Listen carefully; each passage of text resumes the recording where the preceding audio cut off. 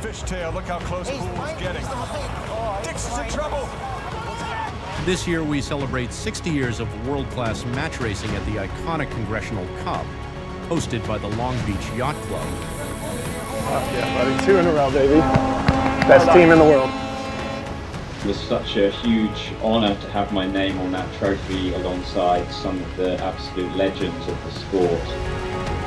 Obviously, the winner of the Congressional Cup wins the Crimson Blazer. Putting this jacket on last year was something I've dreamed about since I got into match racing.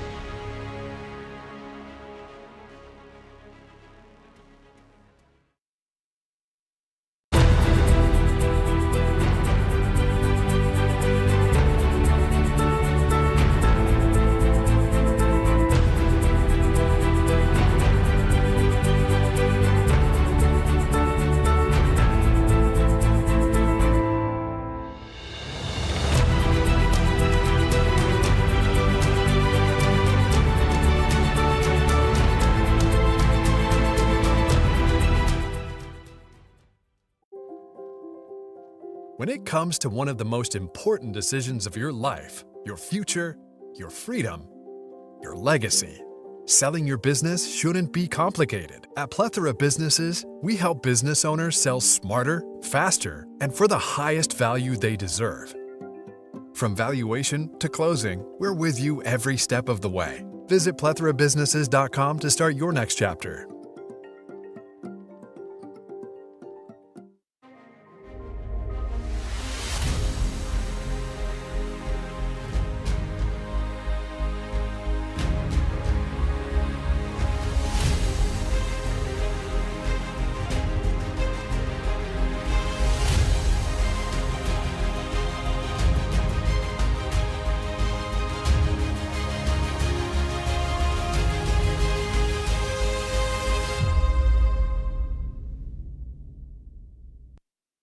I'm Long Beach Mayor Rex Richardson, and I'm proud to welcome you to the 60th Congressional Cup, one of the world's premier sailing regattas.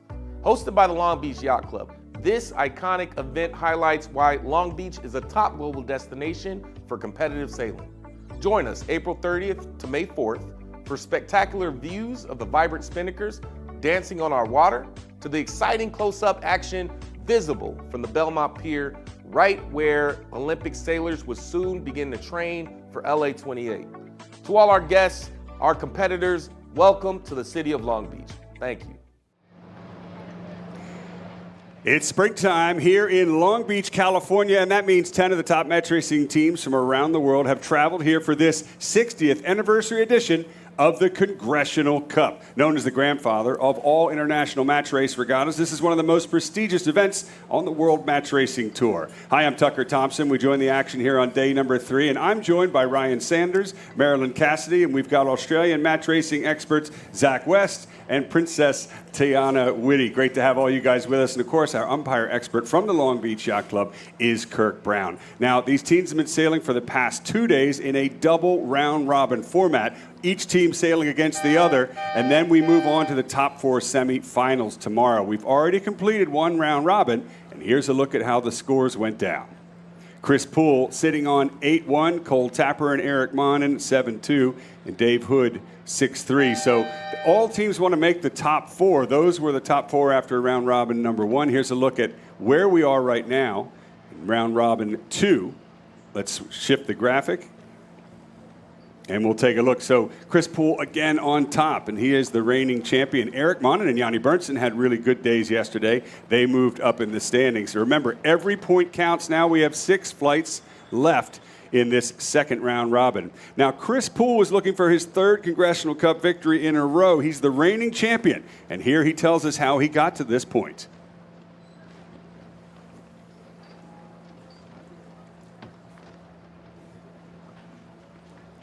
Well, he will in just a second. You're looking at live pictures out here in Long Beach. We'll see if we can hear from. That's Poole right there. The man to beat. Let's see what he had to say.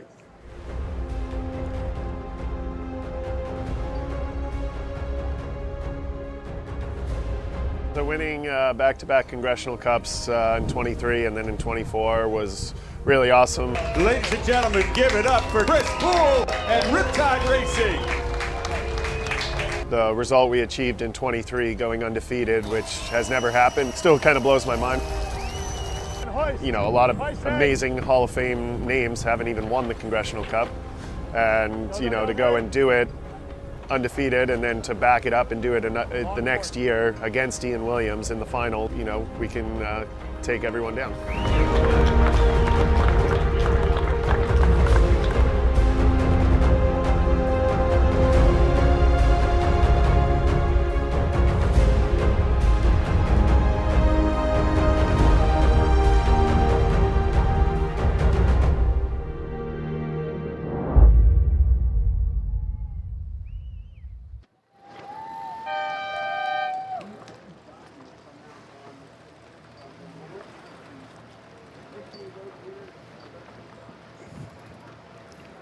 Well, here we are, live pictures out on the water in Long Beach Yacht Club off the Belmont Pier there in the background. The best seat in the house for international match racing, and that's where we are watching the racing unfold this afternoon. There in the foreground on the left of screen is the signal boat. And in just a few minutes, we're going to see the first entry. Remember, this is flight number 13 overall in the regatta, and our 4th flight in the second round robin. We're going to see Chris Poole, who you just heard from, up first against Nicole Bralt. And right now, Marilyn, the breeze is light and overcast skies. Yeah, but the forecast is for it to really fill in today. We're expecting a little bit more sunshine, hopefully, and winds maybe even reaching the mid-teens. So it should pick up a bit as the day goes on. All right, we'll see. Here we go. And that's the 4-minute entry. We're looking overhead with Nicole Bralt in her first Congressional Cup. She's from St. Francis Yacht Club in San Francisco, California, used to sailing smaller boats. This is her first time in these big Catalina 37s. She qualified through the Ficker Cup. Zach, you were one of the Ficker Cup competitors, and we're actually lucky that you didn't qualify. I'm sorry, mate. Thanks for being with us today. Thanks for having us. And I know it's awesome here to be watching the Con Cup. Even though we couldn't compete, great learnings. And I know Tiana was your crew. And even though she's your crew, she's been basically bossing you around all week. So we're going to ask her to fill us in on what's going on. And tell us, your father sailed in the Congressional Cup, famous Australian sailor. Yeah, so my dad's Neville Whitty, and he sailed at the Congressional Cup a few times. And it's definitely been a dream of his for me to be here, maybe sailing next time. But, you know, it's good to be here commentating as well, Tucker. Thank you, guys. All right, Zach, Tiana, talk us through what we're going through, looking at here. 3 minutes, the dial-up. Yeah, so we've just gone into a dial-up here, something that's very typical from the match racing. It's a little bit windier today than it has been the past couple of days, so I wouldn't expect them to kind of fall out the dial-up a little bit sooner. Bralt's doing a really good job kind of keeping Poole locked into that left-hand side, and something that's definitely not the place to be. Yeah, Nicole Bralt's had a few less days than Poole in these boats, but she's definitely warmed up very well to them. As you can see, Nicole's just bailing out of the dial-up at the moment, so I'm going to try and get as far away from you as possible, or Chris Poole as possible. Now, as you two know, they're both trying to jockey for position and get an advantage on each other, particularly for the final approach to the start, which is in 2 minutes. But Marilyn, our local weather expert here, the tacticians are looking upwind. Which side do you think they're going to want to favor when they approach the start? Just looking up the course right now, I think we see a little bit darker water on the right-hand side, which might indicate a bit more breeze. We also see that the race committee has set up the course a little bit to the right of what we've seen earlier in the day on some of the other days of racing, and so it would have me thinking pretty hard about going to the right. And Zach, an unusual addition in any match race is that in the background, the Belmont Pier. The teams can use it as a pick, but they can't go inside the exclusion zone. What's that? Yeah, that's exactly right. So it's continuous obstruction, which means that the boats cannot go along it. What they can do is they can fight, just as we're seeing here with Nicole, jostle for position going across these marks. There's the orange buoys, or buoys, as we say in the rest of the world. So what happens here is that they actually try and protect this area, and it's kind of like a little safe haven where the umpires have decided for this regatta there's about a half boat length gauge here, and if the other boat goes in there, they do not have rights. So it's a really interesting feature special to Long Beach. I think you're also getting a great shot here of the pier. This is going to be the site of the 2028 Olympic Games here in Los Angeles. We as Long Beach Yacht Club have done it up for this weekend, but I imagine much of the same is going to take place. Probably some grandstands, and I've been asking this all week, Zach. Is there anywhere else in the world where the spectators can be right on top like this? No, definitely not. This is something that's really special. It's been really cool sailing the Thicker Cup, kind of coming across this pier and getting some cheers from the crowd as we kind of picked a couple of races off last week. There are a few venues in the world that get this close to the action where the pier, effectively the grandstands, is part of the race, part of the pre-start that the teams have to avoid. Now we're looking at the starting line that's in the background there, top of screen, that powerboat and the buoy, the pin to the left. And we've got about 34 seconds. Chris Poole's kind of drifting a bit far forward. At some point he's going to put his bow down and dip towards the line. That's where Nicole Bralt is waiting for him. Not so sure in this light air whether she can shut him out. There's plenty of gap there for Chris to go in. And if Marilyn Cassidy is right, he's set up to the right of his opponent, and that might be an advantage for the reigning Congressional Cup champion. 10 seconds to go. Trimmer's bringing the sails in, the speed coming on. And here comes the start. Race number 1, day number 3 of the 60th anniversary Congressional Cup. And we're on our way upwind with the reigning champion just to the right of Nicole Bralt. It looks like Chris has got quite a tight lane here. I don't think he's going to be able to hold it for very long, but it looks like he's going very low and fast, and looks like he's going to set up for attack kind of soon, so I don't think he can live there for very long. Nicole Bralt's angle on the left was much higher, giving Chris Poole dirty air, so he immediately squeezes into attack, onto port, away from his opponent, as you predicted, Zach. And now they split a little bit. What will Nicole do? She continues. Looking up the course ahead of her, it does seem like that would be a little bit of a lighter wind area potentially on the course, so I'm wondering what she is thinking and if she thinks about getting out to the right. Might be time to tack soon, particularly when the reigning champion's going the other way. Here she comes. And Tucker, something interesting to point out, we at the Congressional Cup get to offer ride-alongs on the back of the boats. You'll see that white jacket on screen right now. On with Chris Poole, this is the city attorney of Long Beach, Don McIntosh. Nice. Marilyn, no one offered us a ride, did they? Not yet, but I know Dawn, and she's actually a fabulous sailor in her own right, so I'm sure she's enjoying every second of this. Now we've moved back to the second pre-start. You can see our time graphic, 3 minutes, 40 seconds to go between Peter Wickwire on the foreground there from Canada in his first Congressional Cup. Ian Geretta from France also in his first Congressional Cup. As both teams hit the brakes, that whistle you heard was the umpires who are floating on the water behind the sailboats making real-time calls. And that was a green flag, no penalty.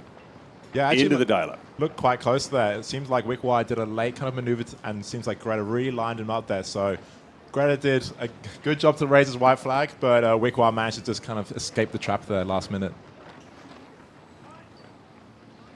Wickwire came into this event 3 bullets, 3 wins on day number 1 yesterday. Second day, not so good.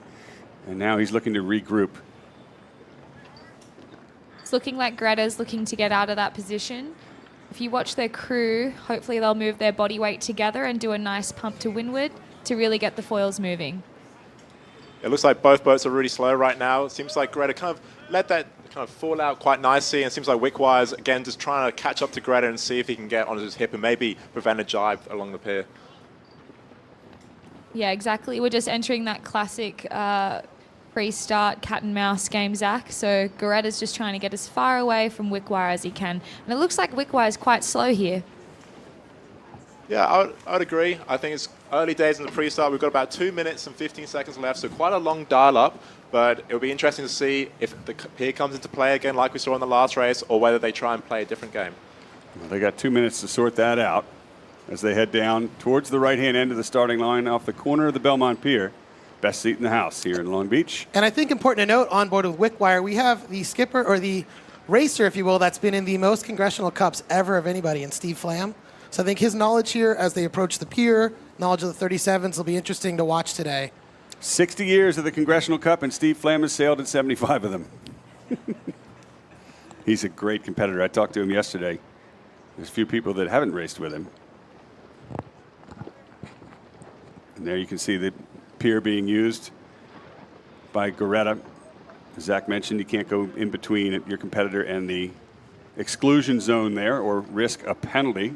Minute 20 to go to this second start.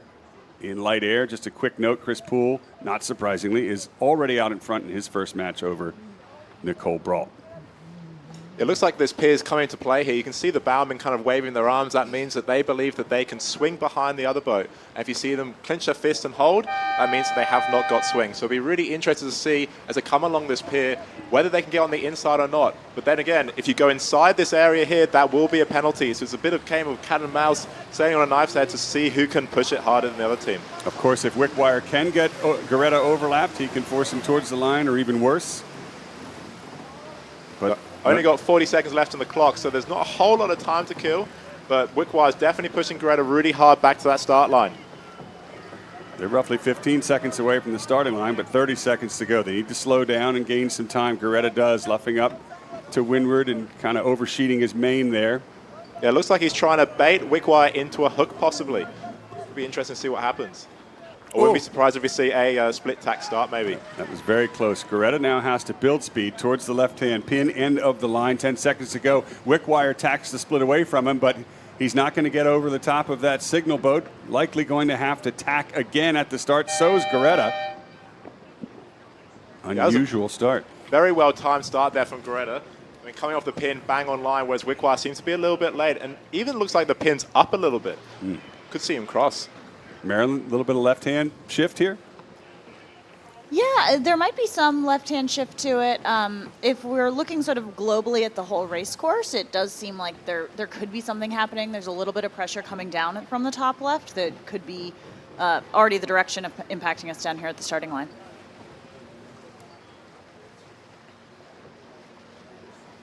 Looking at the last race, we had Chris Poole went right, I believe. And it would be interesting to see if Geretta does the same thing, or whether Wickwire believes that left's going to come into play, or whether Geretta's done the right thing and gone to the right. Yeah, absolutely. And we did see from Wickwire that he did 2 very downspeed tacks, which you just can't do in these boats. It takes a long time to get up to speed, as we worked out in the Ficker Cup.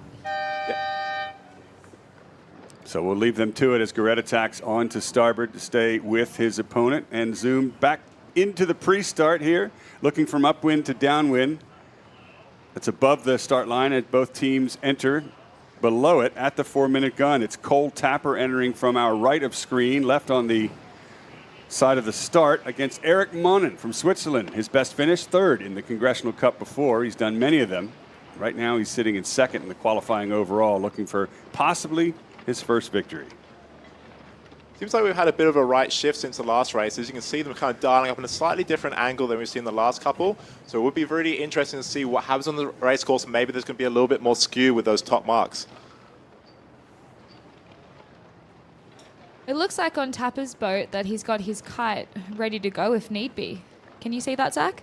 I can see that. I mean, it would have been interesting to see whether he maybe wanted to go a kite up in the pre-start and trying to get maybe a downwind cross, but maybe that right shift kind of changed plans a little bit. Yeah, having a kite up in the pre-start can be a bit scary, but I'm sure these boys can pull it off.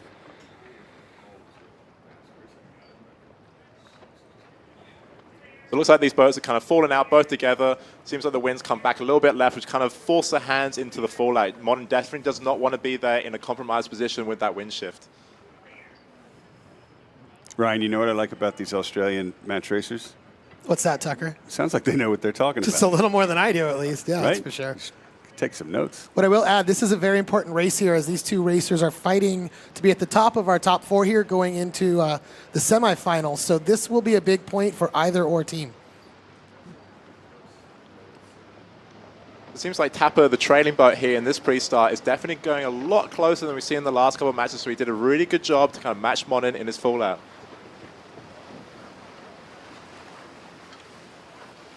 Two minutes to go.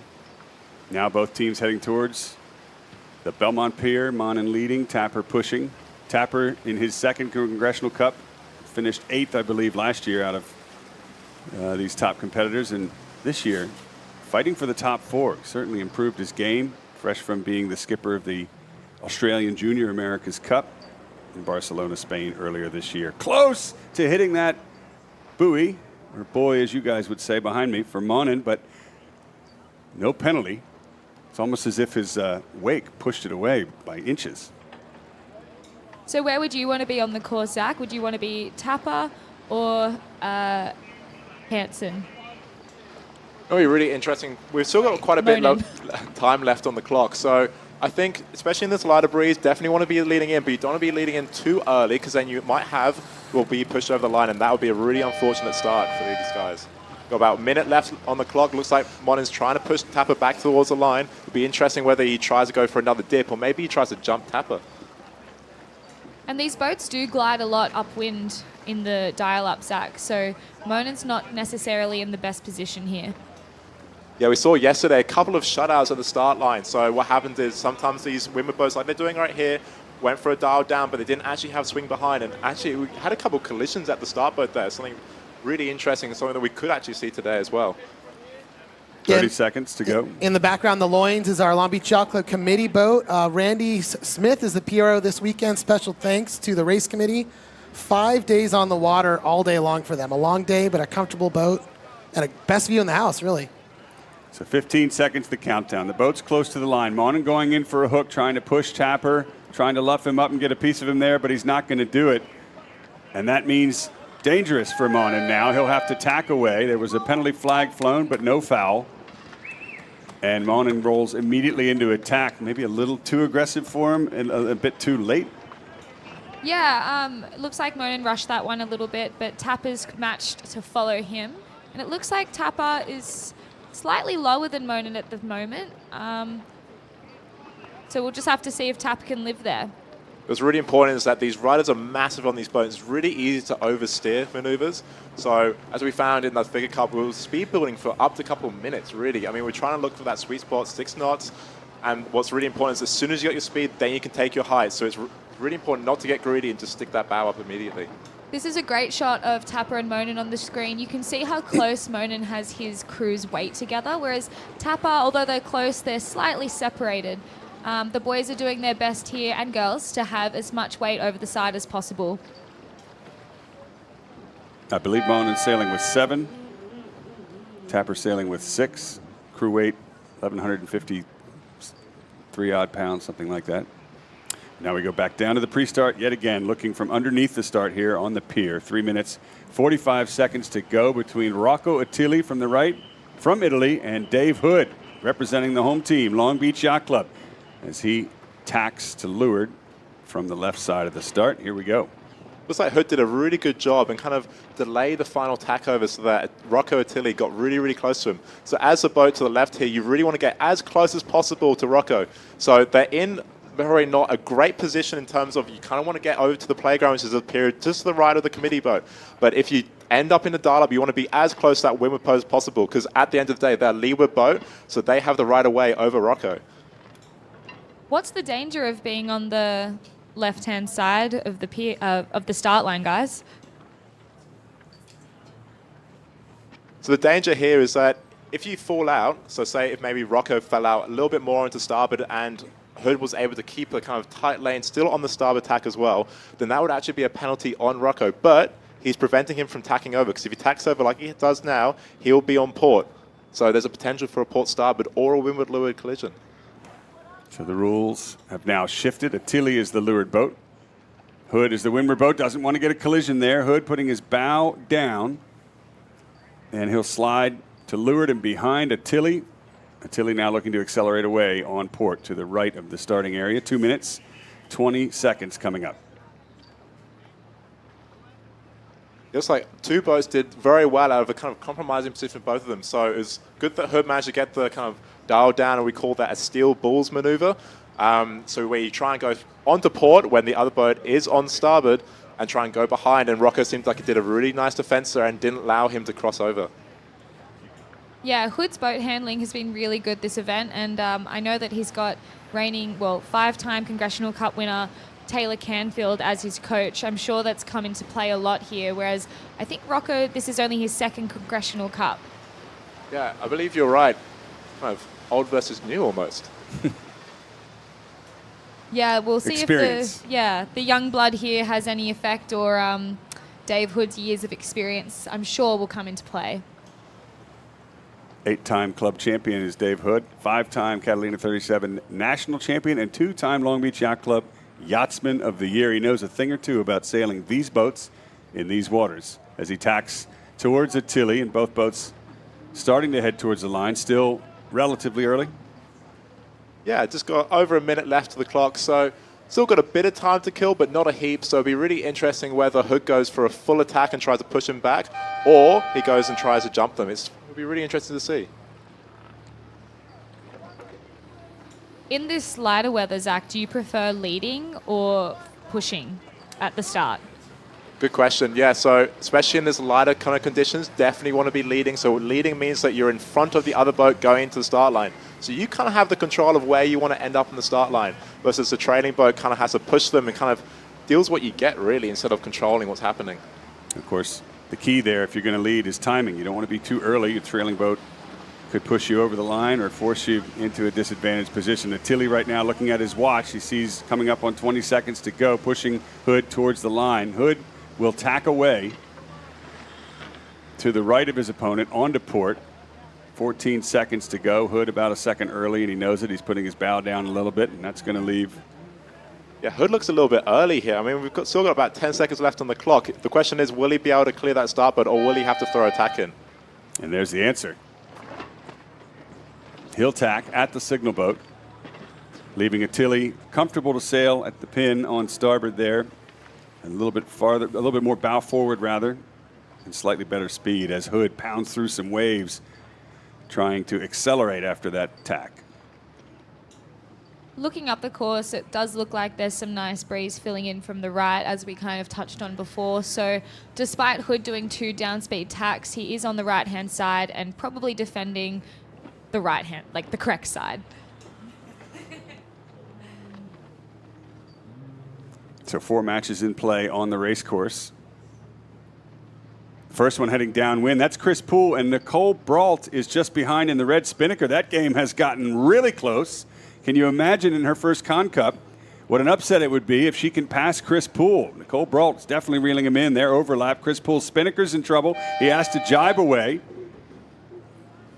Nicole definitely putting the pressure on Chris here. So the risk is that Nicole, if she slams onto his air too much, Chris is going to really struggle to keep that spinnaker, and it's going to slow down a lot more, and possibly a passing lane for Nicole. Well, we'll keep you posted on that. They're coming downwind to the finish, and Nicole, if she wins that, it'll be a phenomenal upset. Meanwhile, in the pre-start of our feature match, we're looking at Yanni Bernson on the left-hand side with the orange crew gear, and Bjorn Hansen, both teams from Sweden, and they certainly know how to sail against each other for many, many years. There in the background of the shot is the fight between Poole and Bralt as they head for the finish. We'll keep you updated. On board with Bernson. You see there the bow guys at the front of the boat trying to just push the bow around with their sails.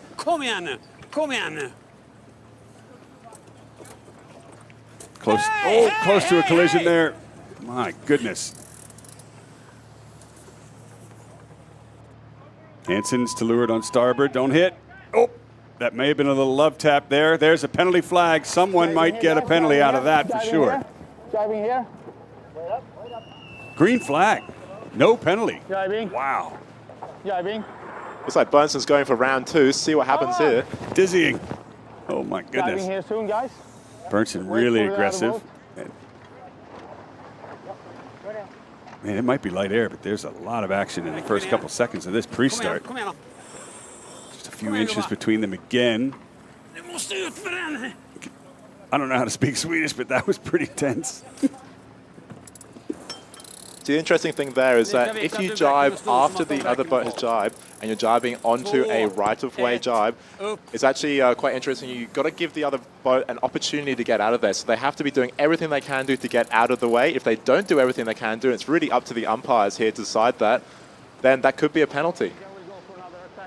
What was equally impressive, that you couldn't see on camera because we were on board, Chris Poole and Nicole Bralt split the two of them right on both sides, pinning them together. So Poole took the win in that first race. And yeah, barely. Diving here, boys. So we're less than a minute 40 to go. And Bernson on board there has jibed towards the pier. He's way too early, I would think. Yeah. As he keeps an eye on Hansen, who jives behind him. Copy. They look too early to you guys? I think there's quite a lot of time to kill here. I mean, both of these guys are very skilled match racers, so I'm sure they'll be able to manage it, but Hansen's kind of just letting Bernson sail himself into a little bit of trouble here. So definitely don't want Bernson to be sailing all the way to his left-hand side, but it looks like Hansen's kind of, I don't know, just waiting for something to happen almost and time his final attack. We've got 1 minute left on the clock, so still got heaps of time to kill. It'd be interesting to see when Hansen launches his attack, or if he does at all. You can tell that Hansen really wants to defend that right-hand side. Stand by here. So yeah, he's just coming in now to make Joni do something and really trying to push Joni down that left-hand side of the line. I'd say, though, that that Bernson really did a good job of sort of a high, slow build during that period while Hansen was not on the attack, bringing himself up close to the line, really trying to stay as close to the race committee signal boat as possible. So Hansen has held back. The clock's ticked down now to only 20 seconds as Hansen puts his bow down to the right of screen towards the line. Bernson does as well. It's going to be a relatively even start between these two teams with Hansen to the right and Bernson to the left. 10 seconds to go. And as they prepare to cross the line, sails are in. Then it's going to quickly become a speed race with both teams on starboard and plenty of gauge between them. So the play here for Hansen is to see if he can hold Joni all the way to that port ley line. If he does, then suddenly he can time his tack perfectly on the ley line and means that Joni has to sail some extra distance and or in some dirty air, which means that he'll be really safe around the top mark. But that's only if he can hold his lane all the way to the pin. All right. You can see in the foreground there, the orange spinnaker is Ian Geretta, wrapping up his match over Canada's Peter Wickwire. That's good for us. It's a good time to mention you can follow the scores real-time online on both the Congressional Cup, thecongressionalcup.com website, and also World Match Racing Tour. We'll be updating the scores real-time and broadcasting live on YouTube and Facebook around the world. Tell your friends to join us here in Long Beach for the next 3 days as we're on board with Bjorn Hansen.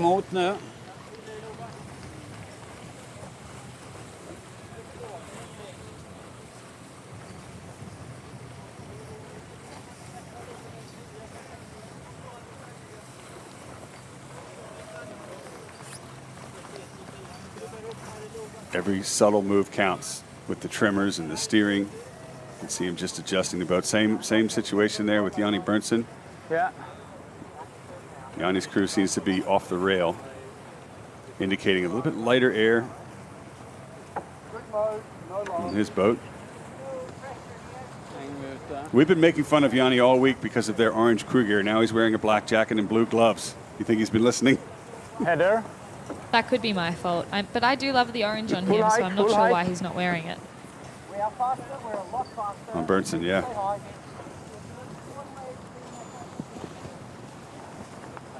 Now, at some point, we're going to hit the ley line, right? This can't last forever. We do say that, but I think they want to go all the way as far as they possibly can. Yeah, so it'll be really interesting with Bernson whether he decides to try and tack and duck and kind of bring that match more into the center, or where he's happy to trail around the top mark and maybe launch an attack for this downwind. Zach, do they have to tack on lay? They definitely do not. But as a windward boat here leading in, you definitely want to be on a what we call a safe lay. So a safe lay is where you maybe go maybe a boat length or maybe max 2 over your normal lay line, just so you know that you're going to be safe going in. You won't have to throw another tack or luff in. So this is what I'll probably see them kind of start to talk about on board and probably go for. But as you said, T, they don't have to tack on lay, so they could go as far as they wanted to. They can even hit the seawall, or not hit it, but get close to it.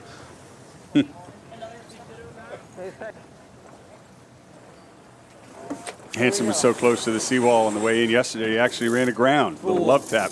He informed us at the bottom is in fact sandy. So I suppose it's a good thing. Now both teams attacked. Hansen on the ley line, and Bernson just a little bit above to keep his air clear. We're quite accelerating. We're low. Bernson behind, but certainly close enough to attack on the run, downwind. Yeah, we're still going to stay with Looks like there's really good separation between these two boats. It looks like both boats know exactly what the play is here, kind of textbook kind of maneuvers here from both boats. It'll be interesting to see how they match around this top mark and how close they'll actually get. As we've seen, it can be quite a strong position to round just behind the leading boat. So I'd say we don't know. Yeah, everyone's still in this at the moment. Now you can hear on board with Bernson, Scott Dixon, local Long Beach sailor, is the tactician on board. So it's a mix between Swedish and English. Let's listen in. Tänker du på det nu när vi är på baborden, Micke, att du får på varven, inte för hårt och i med ett vevantal? Yeah. Yeah, let's speed her a bit. Yeah. He's speeding also. You can hear the sails being eased, bows going down, ready for the hoist, bowman plugging in the pole, and the spinnaker for the set. 2 lengths to go for Hansen, and just behind is Bernson. Here we go. Yeah. Okay, everybody ready for early dive. It's a match, dive, whatever. Match. So he's already calling the next move, which is to match Hansen's move if Hansen jibes. Oh, it's the yellow mark, so we have a little bit farther to go.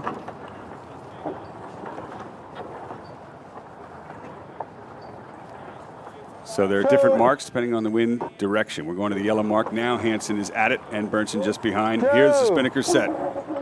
First for Hansen. And half a boat length, and hoist.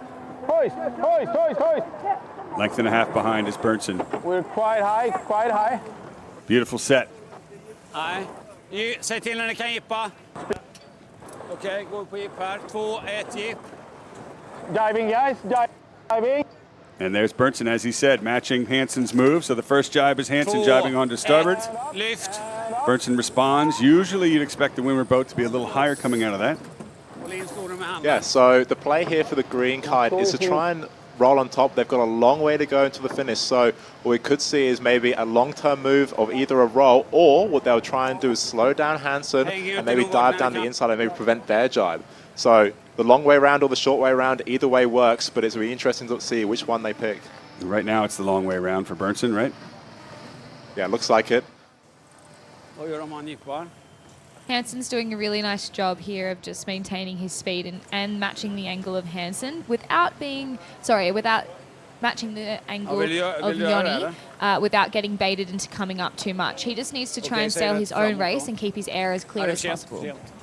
And that's why he's facing backwards while driving, keeping his eye on Bernson rather than ahead, making sure his air is clear. It's a jibe from behind. You can hear some screaming going on. That's Bernson splitting away from his opponent. Good call or not? What do you make of it? Yeah, looking at the call, so we can see a little bit more from the commentary box. Seems like there's some nice breeze behind the green kite, so it could be an opportunity for maybe go for a short split, maybe take it back and try and kind of catch him on starboard. Or, well, you can see him jibing, it's probably doing that move, but he also might want to see that left-hand mark around the bottom. So it could be a short-term move to try and maybe get a penalty or push the other boat out, or long-term move and maybe try and protect that left-hand turn. You can turn left or right at the bottom of the track. 1 mark at the top, 2 at the bottom as a gate in match racing, as we know. And has it been a gain? Yes, definitely a gain for Bernson. That was a good move. And Hansen will jibe just in front and on top of him. Now Bernson looking for an overlap. Trying to sail Hansen away from jibing to the leeward gates. Powerful position for Bernson. Big game. Yeah, there's definitely been a change of control here.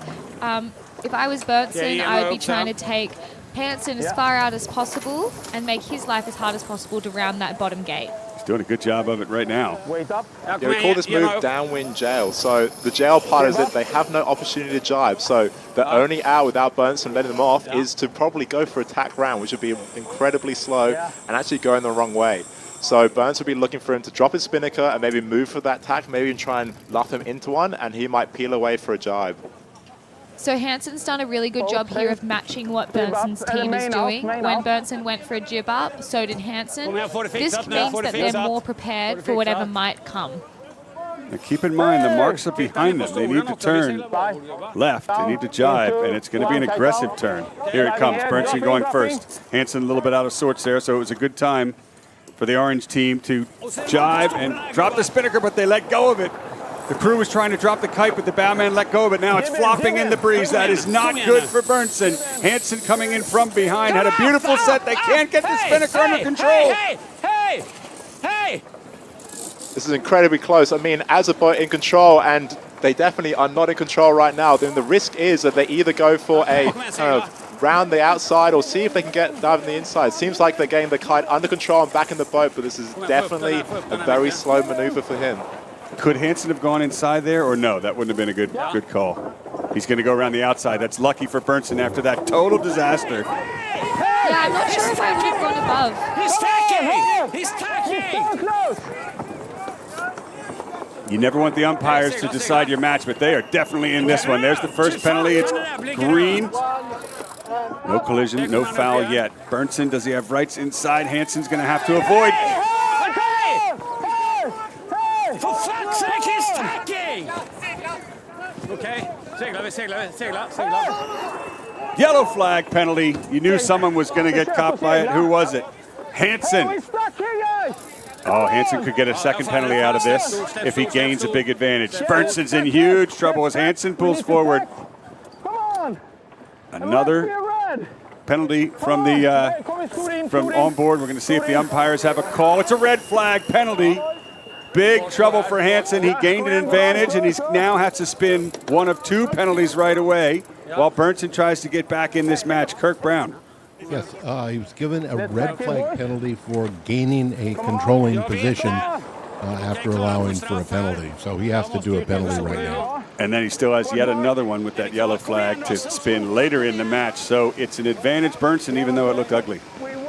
What will be interesting to see is whether the umpires feel like he needs to do multiple penalties. Often we see with the red flag is that it's an immediate penalty to try and kind of even out the match. And because he's got such an advantage out of here, it could be interesting to see whether they give him another one.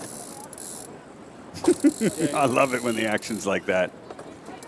So he has spun his first penalty, and he's still ahead. They gave another red flag penalty because he was still in a controlling position. The idea here is they want to put him behind, and that will happen shortly. So they can just keep spinning him until finally Bernson gets behind. And there's the red flag again. Thank you, Kirk. So the risk is here is that if he doesn't start doing his penalties soon, he could be given either another one or even a black flag, which would be a major game over move. So it looks like the red's being dropped.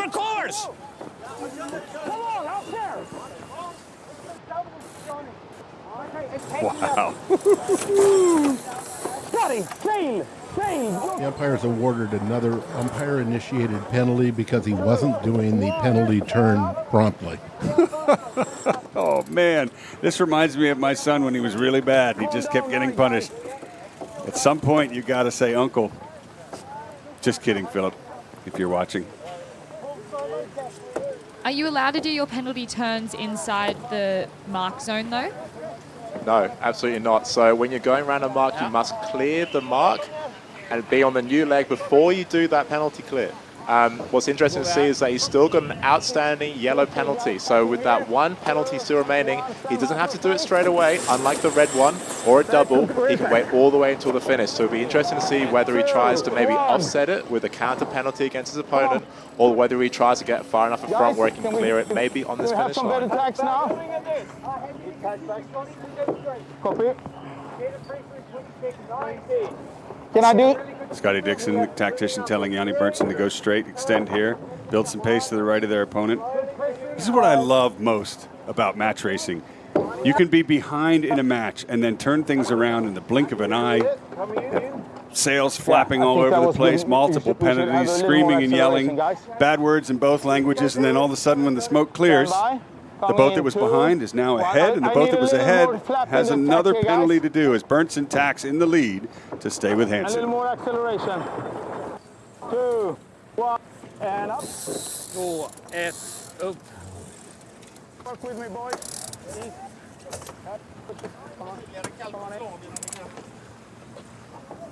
Tidigare eller tydligare? Ja.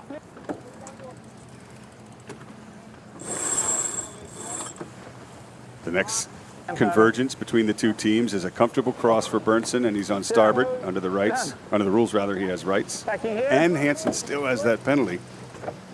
Yeah, I'll be pretty happy if I was Johnny here. I mean, ahead by quite a distance with an outstanding penalty on the other opponent. This is looking pretty good for him. Yeah, Yanni just needs to stay calm and in front and not make any mistakes. 2, 1, och lyft. 23 years I've been covering this event. I've seen it all. And a trailing boat in a position like Hansen could still catch up and turn the tide here in Long Beach. It's not over till it's over. Far from it as the two teams head to the top mark again. 2 laps or 4 legs of this match racing course. The first 4 flights, or matches rather, in this flight are complete. Poole won his match, Geretta won his, Monnin, and then Hood, I believe, beat Attili. Now we're watching Bernson lead Hansen into the top mark for the second time. Good job, boys. Okay, gubbar, fortfarande striking distance. It's still in an attacking position. No, we're fighting. We're laying for sure. Take the height, please, until you know where the mark. I am. One boat length, half a boat. Did you hear what Hansen said there? Blah, blah, blah, striking distance. 1 and hoist. So that means he's already considering whether he can catch up on the downwind run.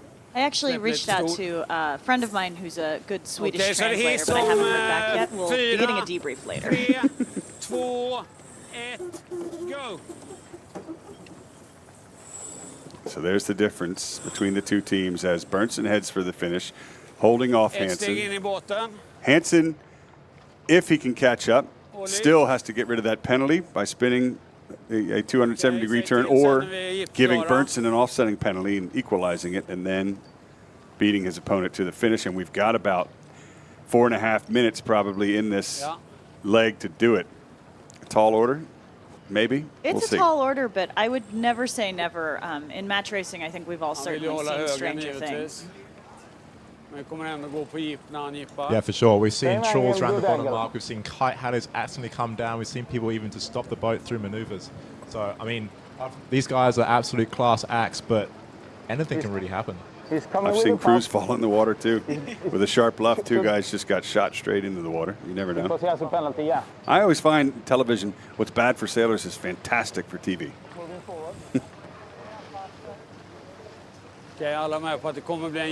Hansen looks like he's gained a little bit there.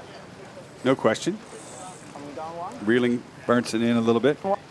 Bernson knows it too. He's just looking over his shoulder, keeping an eye on his countrymen. Let's just go. So for the back boat here, you'll be looking to try and soak down and try and line up your return back to this line. So the idea is that you kind of separate a little bit so that when the leading boat here in the green kite puts the jibe in, you're able to stick right on his air and maybe get a roll in just before the finish line. There's still quite a bit of this race left. They're probably about, I don't know, just over 50% down this run. So still lots to play for. Are you working with the main for this new angle? Yeah, good. Scott Dixon looking for the next shift. I think that when we do the jibe, we will come out really high. He will make the call. Tell Yanni Bernson when to turn, when to jibe. You heard Yanni say we're going to come out high, keep our air clear. And this crew on board Hansen is ready for it. Ready to pounce in the jibe. We're getting to it pretty soon because the finish line is coming up. Here we go.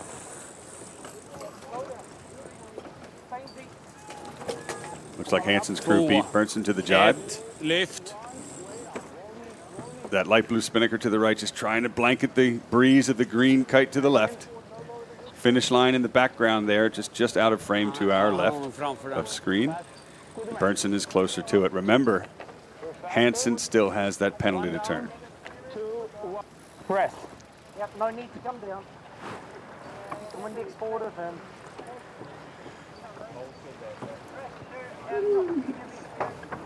Yeah, way up faster. Less than a minute to go now.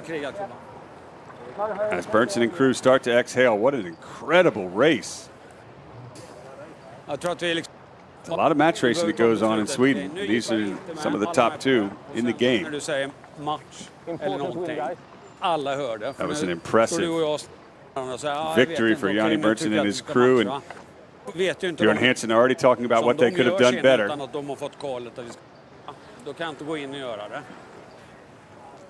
As Bernson crosses the line victorious. Give him a round of applause, folks, on the Belmont Pier. Yanni Bernson and crew. Fantastic job.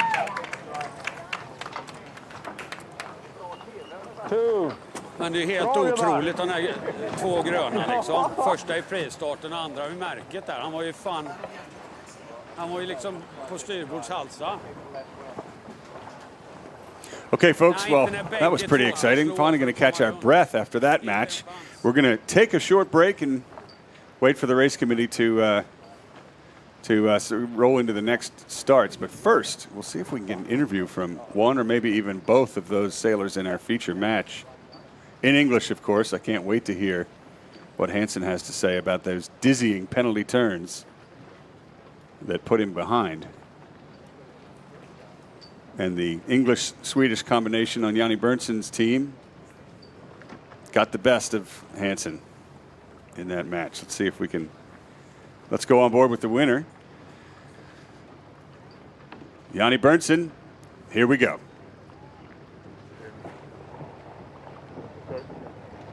Yeah, here we are. We just raced our friend Björn Hansen, and it was a really important race for us, and it was really tight during the race course.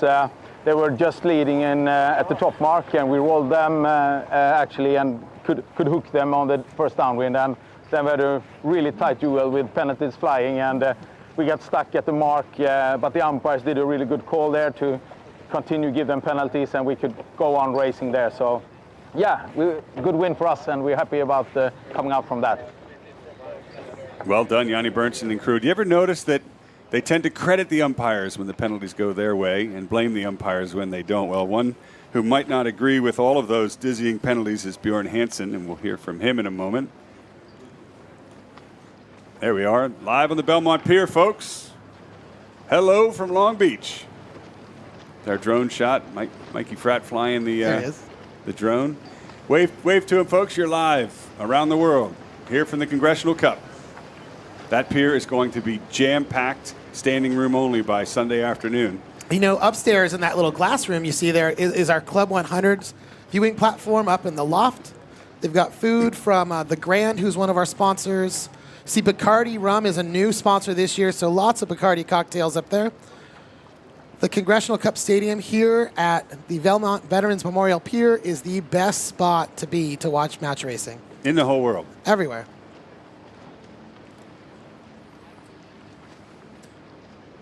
Okay, well, two sailors who are not here are two teams that have won this event before, Ian Williams and Gavin Brady, but we did have a chance to check in with them. Let's see what they have to say.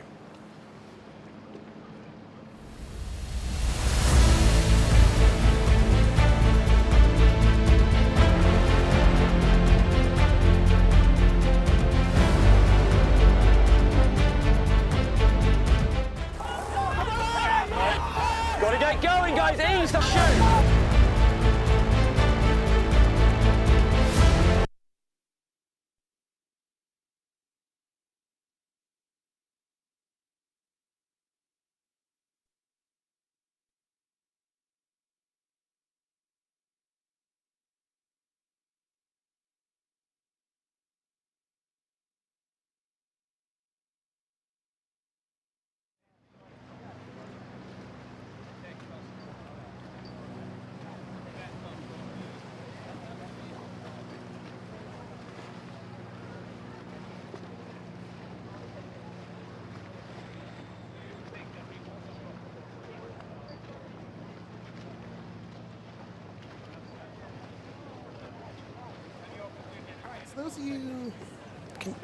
For those of you out on the pier and those of you watching at home, we've introduced something very special this year for the 60th anniversary Congressional Cup. Back at the club, we have a room dedicated. Catch this, guys. The Congressional Cup Theater is showing some of the historical match racing that's taken place here at the Congressional Cup. And 60 years ago, Tucker, they were really forward-thinking because they actually filmed the very first Congressional Cup. There's an actual film produced called the Dacron Legion. I had to ask what Dacron, what was important about that, and that's what they made the sails out of back then. So pretty cool, right? So you can go check out some actual footage from 60 years ago in 1965, the first Congressional Cup at the Yacht Club. Also, well, and not just the footage, they take you through the whole story of each day and each race. It is so well produced back then. They're way ahead of their time. And they didn't have all the technology that we have here today to bring this to you guys live around the world. But even back then, it was a compelling story. It was so well done. I watched it this morning. Really, yeah. So make sure if you guys have a few minutes, pop your head in. It's downstairs in the Yacht Club, running on a continuous loop. Also, I don't know if you knew this, Tucker, there's a second video playing in there. 10 years ago for the 50th anniversary of the Congressional Cup, we actually filmed back then, and we put a recap video together. Do you know who produced that one? That was a good tee up there. I like that. Yes. We produced it, my old production company, T2P TV. We traveled around the world to regattas for 3 years. And every time we found one of the top sailors that had won the Congressional Cup, and there are many of them in the top level of the sport now, as you might imagine, we would sit down with them and interview legends like, Dennis Conner and even Bill Ficker. We interviewed him, who started the Ficker Cup, as you know, a famous America's Cup sailor here from Long Beach Yacht Club, and that's the qualifying event for this. And we got to hear from Russell Coots and Ed Baird and Ken Reed and all these fantastic sailors about what makes the Congressional Cup so spectacular, and weave it all together through the history of 50 years. Now, 10 years later, here we are in the 60th anniversary edition. And speaking of reliving history, two of the competitors that we interviewed were Ian Williams and Gavin Brady. Both of them have won this event multiple times. Here's a quick look back in history.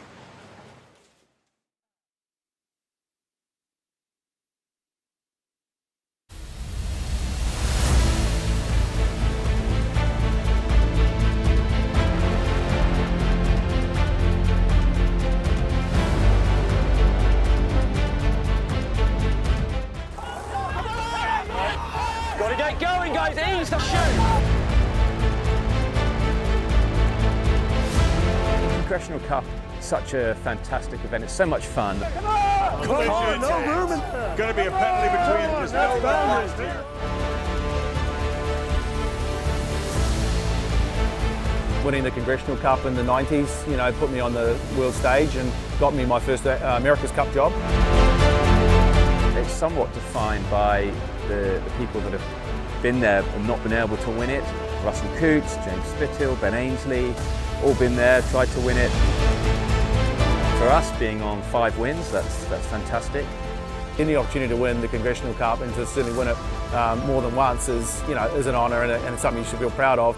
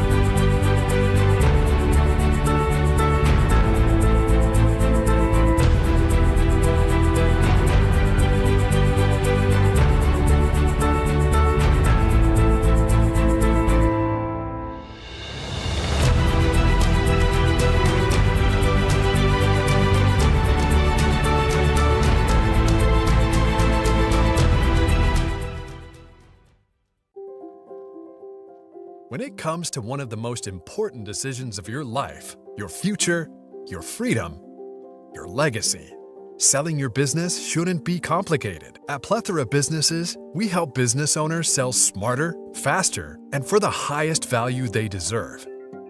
From valuation to closing, we're with you every step of the way. Visit plethorabusinesses.com to start your next chapter.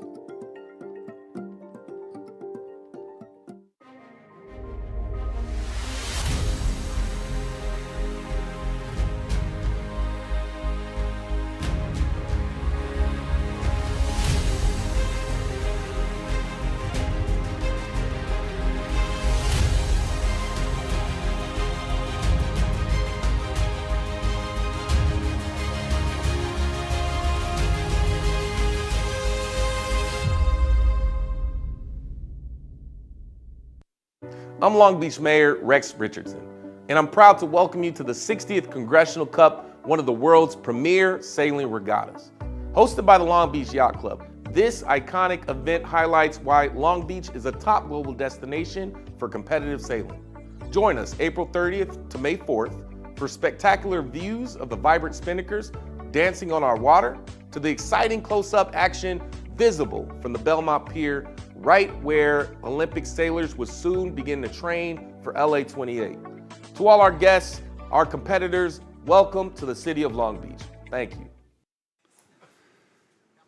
All right, welcome back, folks. Here we go. Flight 13 is now complete. That is the fourth flight of the second round robin qualifying, and now we're about to see the pre-start entry of the first match in Flight 14. It's going to be Eric Monnin, Ian Geretta, and Marilyn, just give us an update of why that last match was so important and how we're looking on the fight for the top four.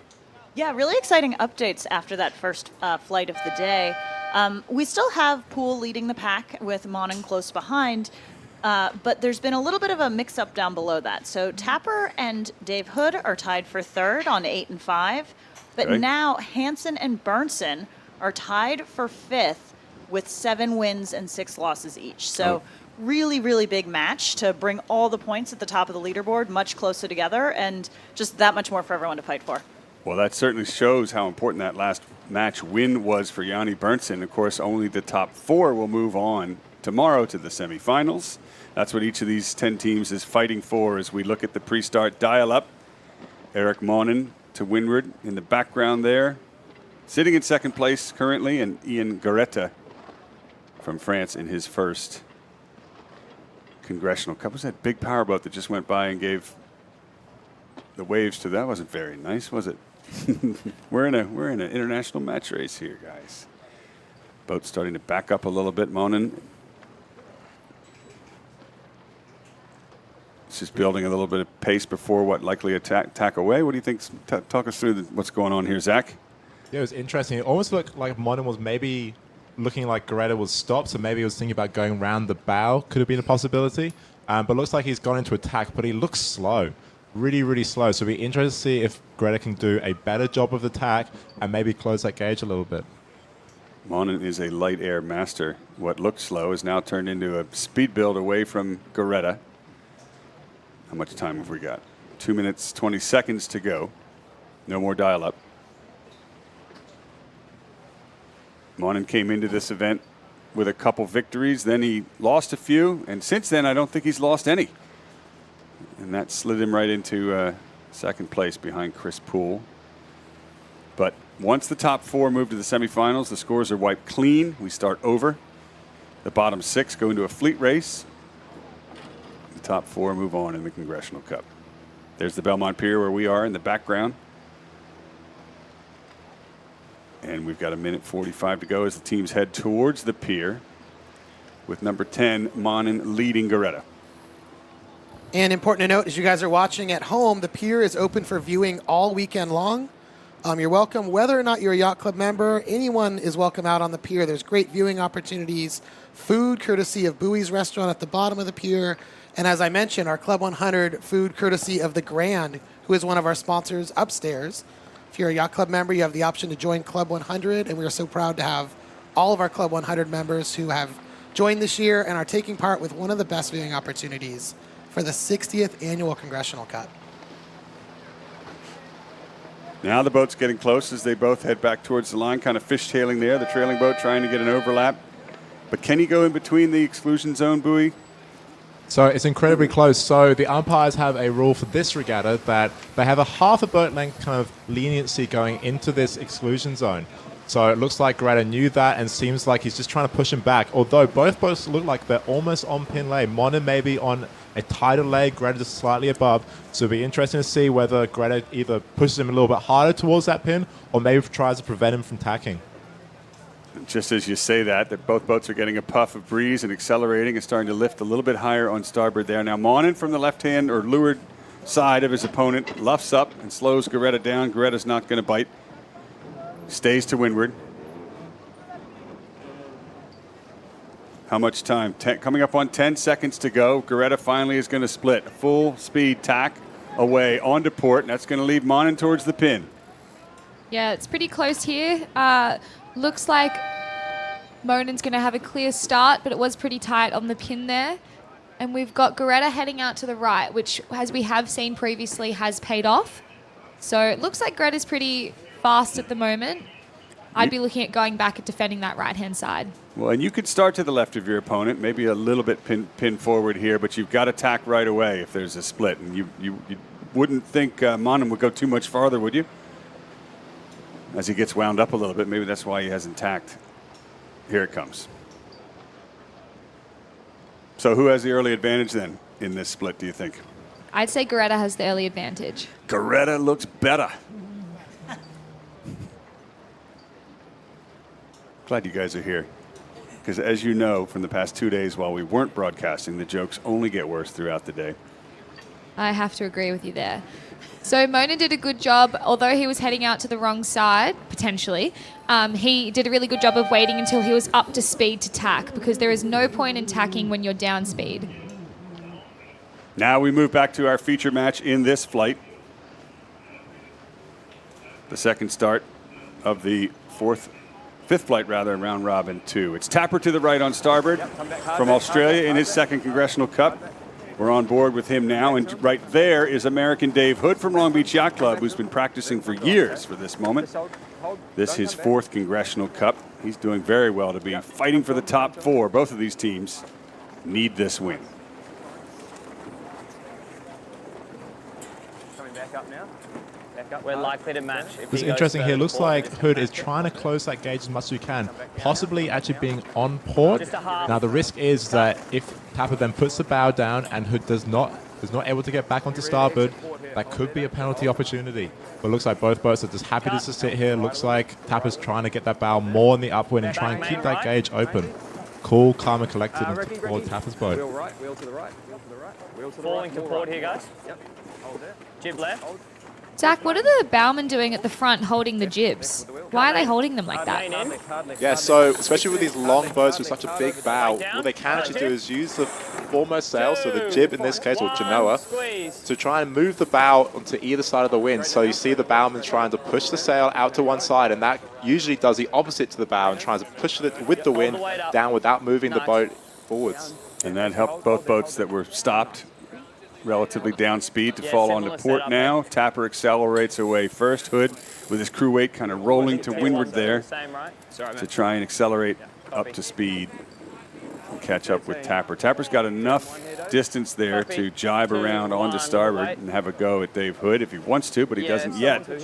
Coming up on 2 minutes to go. I think we have to lead from here, don't we? Looks like Tapper's got some really nice speed going out to the playground area. It'll be interesting to see when he decides to come back. Got just under 2 minutes left on the clock. So not really too rushed to come back yet, with a lot of time to kill. Now, we already know that Tapper has said we're going to lead from here, which means he will turn back towards the line first. Now, Hood can actually steal that move from him, and he does. Leading back in light air is strong. Now it's Hood leading towards the line with Tapper slowing down to windward. Was a really interesting move by Hood there, as he actually kept the jib backed onto the wrong side of the boat. So by doing that, he's really trying to stall the sails deliberately to try and slow down, because these boats have a lot of momentum and it's really hard to stop these boats, but it's also really hard to get them going again. So it's a really good game of trying to preserve energy when needed or get rid of it if you Good call. So Hood went back too early, used up a bit of that time on the clock. Now Tapper has come in and decided to be the aggressor. Going for Hood's transom there to try and get a hook. The bowman swinging his arm up and down, saying, "You do not have an overlap yet, Tapper." Hood springs away from him. Slow it down now. Both boats fishtailing. The bows swing out of position there. Finally, Tapper decides he's not going to go for a hook anymore. We've got 40 seconds to go. We'll head for the line, but both boats are early. Stay with me, okay? Coming up now. Coming up, Dave. Coming up. Keep coming up. Go time's like 20 at the boat. Hold angle there. Hold there. Hold there. Cut jib. Ready to come down. Coming down now, Dave. Down, down, down. 20 seconds. Coming down. Tapper can't live in that position. Building a little. Down, down, down. Both boats falling down onto starboard. Hold angle there. Angle's good. Can we tap? Yep. Hood heading towards the pin. Tapper looking for enough speed to turn and tack away from him. 3 seconds to go. Hood, beautiful. Wind up to full speed at the pin. 2, 1, squeeze. Tapper tacks away a little bit slow. But Tapper has the right-hand side. Yeah, absolutely. Tapper did a good job here despite having the downspeed tack that he is splitting out to that right-hand side. And he did set himself up further enough down the line that he could clear the boat on port. I was just going to ask you why he waited so long, and I think you just answered it. Do they have shoes in Australia? No, we actually go grocery shopping barefoot. 3, 2, 1. Angle there, Dave. Now you can Hold it there, hear let it load. Dave Hood has tacked to stay with his opponent, which the left boat typically does Perfect. in this Pressure's coming on now. right-favored I want to go a wind little direction. further. Actually, Hood looks pretty good out there, to my eye. I got a bit more righty through green.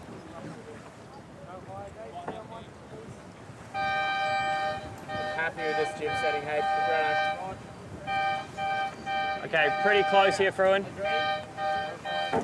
Now you can't see it. Well, actually, if you look just to the, 2, 1. Tacking. just in the background there of the boat that's turning their Tapper on the left of the stream, is the oil island. And they know if they get any closer to that, they're going to go slow down, so they tack away onto starboard. We're going to have our first cross right A little here. bit of gas here, Dave. Just hold straight. Nearly a piece. It's pretty weak if though. Nearly a piece. What's he saying? He's got a piece. Yeah, it looks like it's going to be quite close here. I mean, it's interesting. Coles is communicating to his tactician, Fruin, just to see whether we're trying to figure out exactly what their next move is going to be. So they're coming across with starboard advantage, so the other boat, the USA boat, Hood, must give way to Tapper coming across here. So it'll be interesting to see what the move is. Could be a lee bow tack coming We're here. going to get out of here. Yeah, stand by, guys. And he does. Lee bow. 2, Tack for Hood, and that forces Tapper away.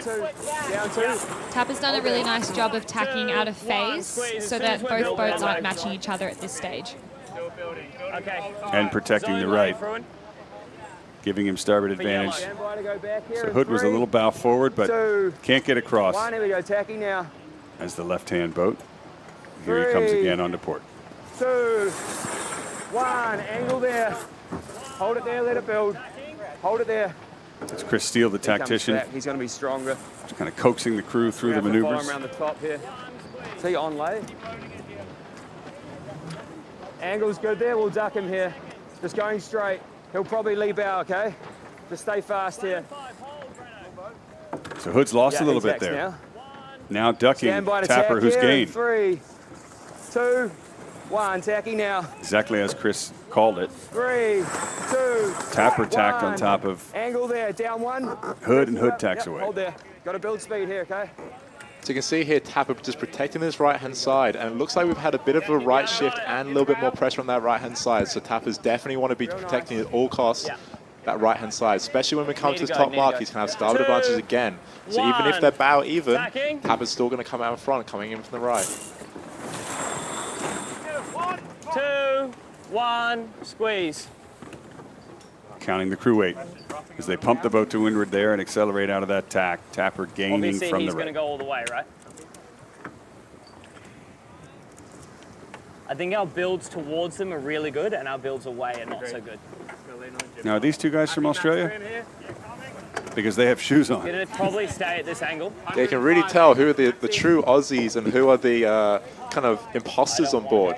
You can see Max Brennan there, who's a guy with the very yellow Goldilocks-like hair. He's actually a local from Balboa, just downstream from us. That explains the shoes.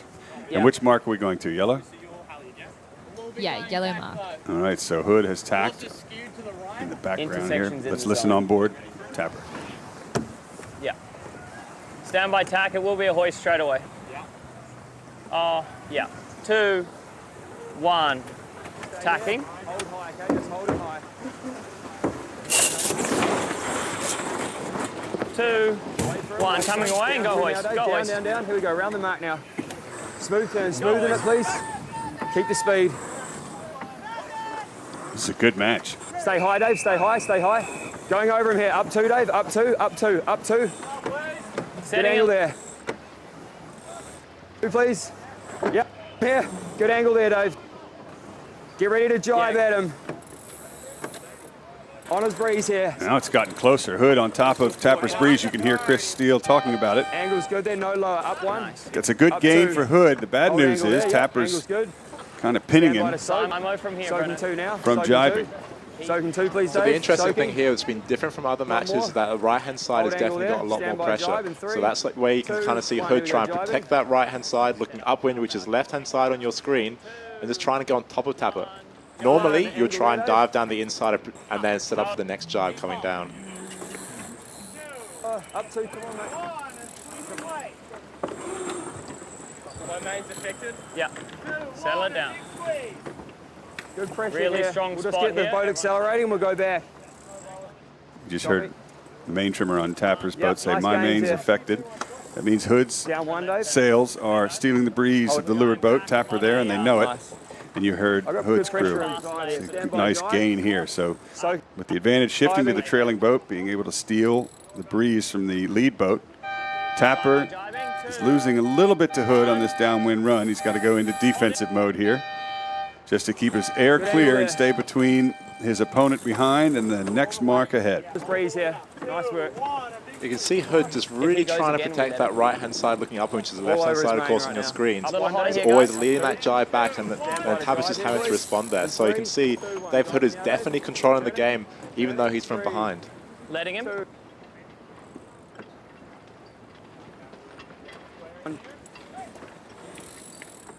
This time, Tapper didn't bite.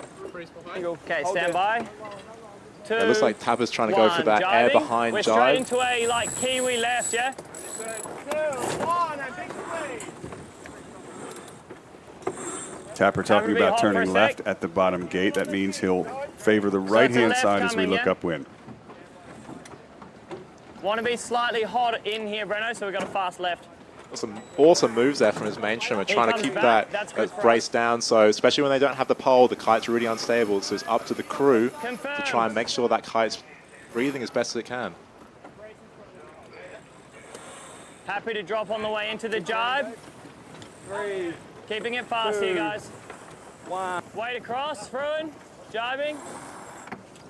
2 jibes for Dave Hood, just gave a little bit more dirty air to Tapper and also set them up for a right-hand turn to head to the left-hand side as they split from Tapper, who is in the lead. A while. Weight on the side, please. Tapper's doing a nice job here. He's really sailing towards the mark, whereas Hood is sailing away from the mark. Real slow into these bottoms, eh? Yeah, it was a really nice, calm, collected bottom arc running from Tapper. Yeah, Early happy with drop, that. so when you're in front, you don't want to be rushing things too much, because the worst thing you can do is pop that kite in the water and go fishing, and that is incredibly slow.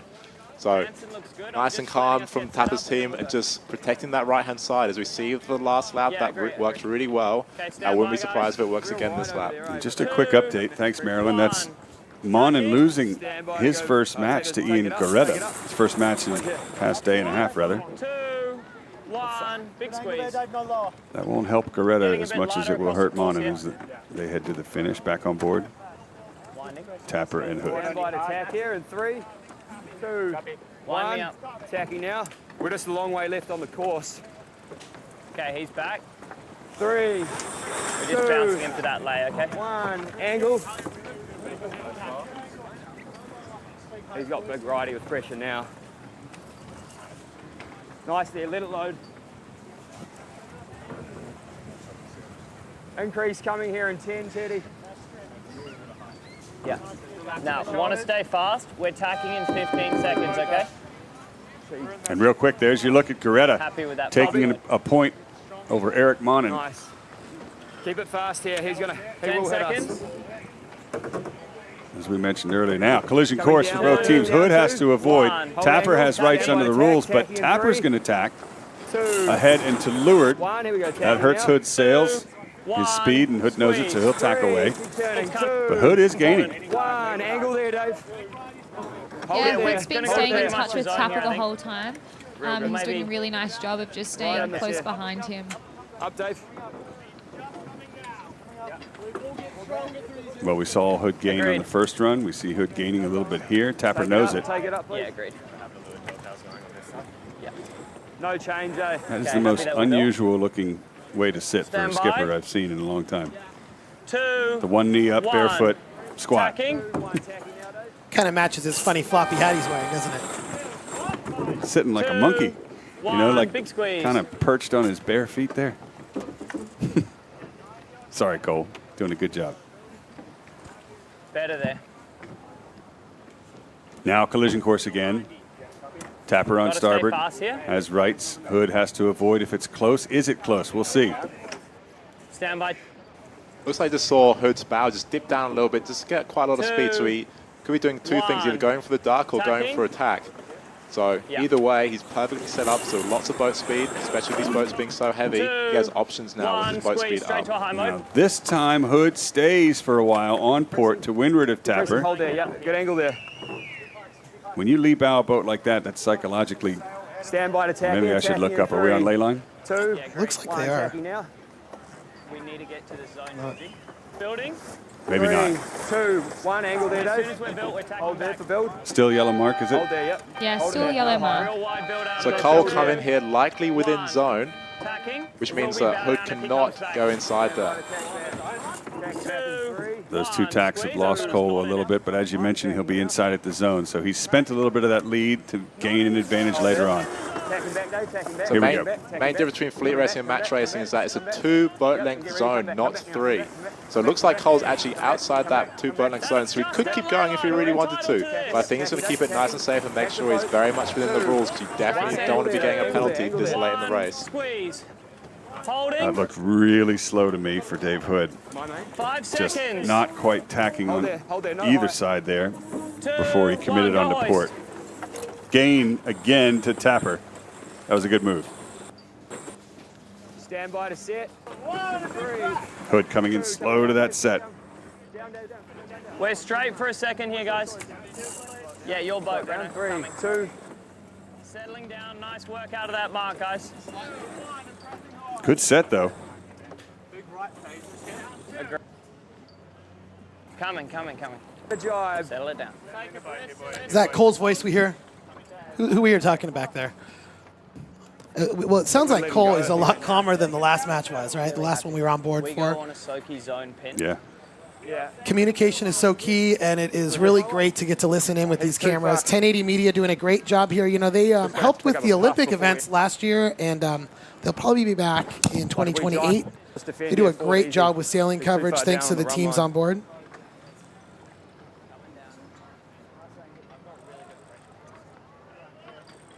Yeah.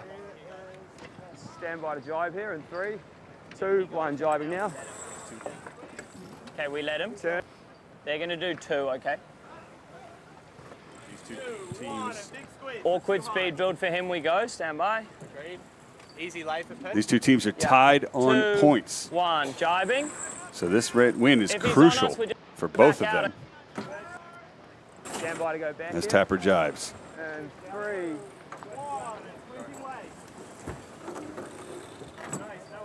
So even though these boats are really big, crew work is really, really important, particularly with the distribution of weight across the boat. So you see Cole, seen especially more than maybe other teams, is really using his boat just like he would in a dinghy, try and pump the thing downwind.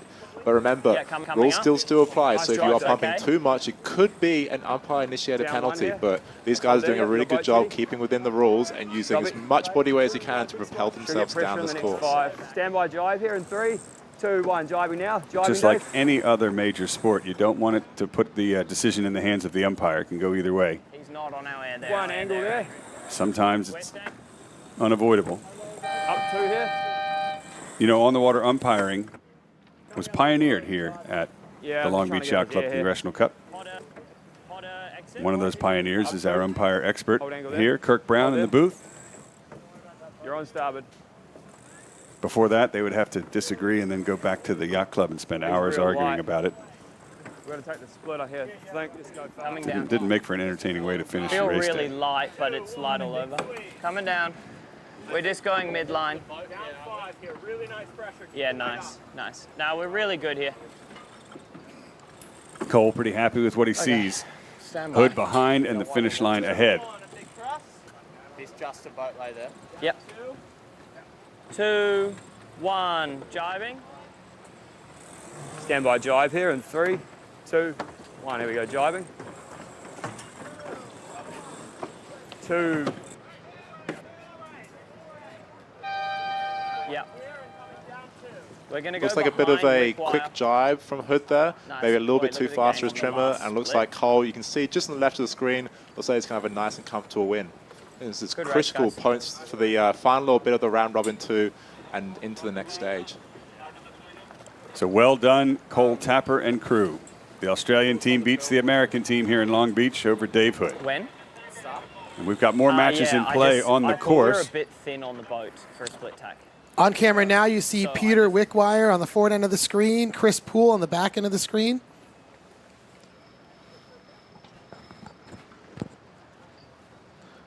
Those two started just as the Cole Tapper match was finishing there.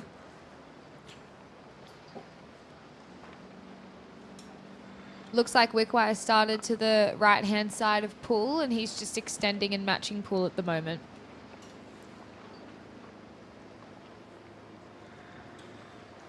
All right, well, fantastically well sailed match for Cole Tapper. So let's go down and hear from the man himself. We probably didn't quite get the start that we wanted, and you know, it was a bit of a hard fight from there, but we ended up on the right side of him and just picking up some of those righties on the beat, and we relied on the tacks of those guys at the front, and yeah, managed to make it a good race. Probably got a bit stressier than it needed to at times, but yeah, happy to come away with a win in an important race. Always happy to come away with a win at this level of the game. Cole Tapper. Meanwhile, look at the top trouble for Nicole Bralt at the top of the track there against Yanni Bernson. Both boats had stopped in what looked to be an even match. Bernson sailed away from her, and did she hit the mark there? I see a blue penalty on the umpire. So yes, unfortunately, that red spinnaker in the background, they hit the mark. And there's two upwind boats in the background there, as you see Bernson leading downwind in the foreground. That's the match behind them. So Bernson pulls ahead of Bralt and gives her a penalty. Meanwhile, who's that ahead at the top mark in their match? The light blue spinnaker of Bjorn Hansen. So both Swedes leading their matches. And they're tied, right? Currently on points. See, this is where it gets really complicated when all these points matter. And it changes race by race, match by match. So thank you. Hansen and Bernson are tied, and they're both leading these matches in the green and light blue spinnakers, respectively. So when this is done, they'll have had 18 matches. They'll race each other twice. How does the tiebreaker work in this situation, guys, if they are tied going into the end? Oh, boy. It's very complicated. Maybe one day Kirk will teach us that one, but we leave that up to the race committee, I guess, right? Yeah, it often comes down with who beat who and when as well. Sometimes they check about, it depends in the instructions really. So often we have these documents that come out before the race and it kind of decides of how they want to split it. Sometimes they go back into previous round robins. Some of them look about who beat who when as well. So it's really up to these umpires to figure it out post-racing. Yeah, the race committee takes care of the scoring out there on the loins. Great look here. You can see downtown Long Beach in the background on camera. as Yanni Bernson leads a fleet of our beautiful colored spinnakers back towards the pier. Special thanks to all the sponsors this year. Yanni Bernson is flying the Farmers and Merchant Spinnaker. There's actually a big boat near the pier. It's called Plan B. Has a lot of the executives from Farmers and Merchants Bank. They are local here in Long Beach, so thank you to them for the support. Back there you see American Integrated Services on the red Spinnaker. That's being flown by Nicole Bralt. The Cabrillo Boat Shop, although it's backwards, that is the Cabrillo Boat Shop on that light blue Spinnaker for Bjorn Hansen. And I'm getting covered on the last one. I think that's the Long Beach Sailing Foundation back there. Attili? Attili back there, Long Beach Sailing Foundation. They actually maintain these boats all year long so that we get to race them as Long Beach Yacht Club members all season long, all year, really. We race almost every weekend here in Long Beach. You guys are spoiled. Great breeze, great conditions, great view of sailing, great boats to sail. Great yacht club, Long Beach Yacht Club. Been hosting this event for 60 years.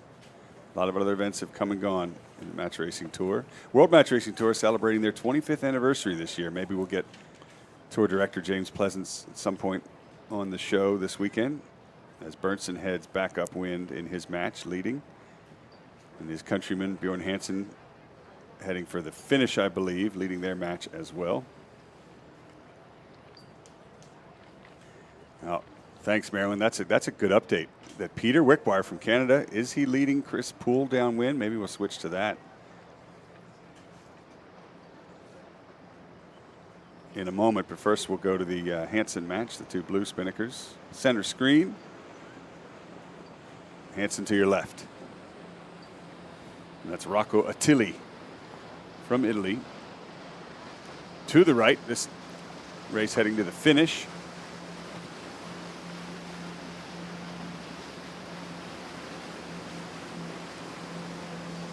And that's not the finish mark, that's the leeward gate upwind of the finish. About 3.5 lengths to go for Bjorn Hansen, fresh off that unbelievable loss to Yanni Bernson in the first round today. Comes back. You have to have short-term memory loss as a competitor at this level. Shake off the mistakes, come right back and have a win. Bjorn Hansen does over Rocco Attili.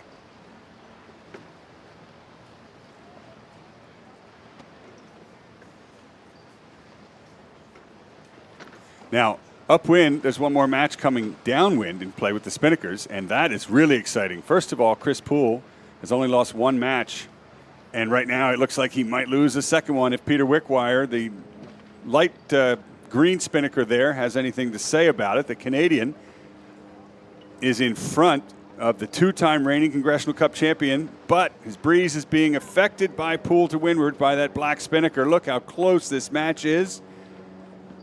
2/3 of the way down the run. Poole looking to roll.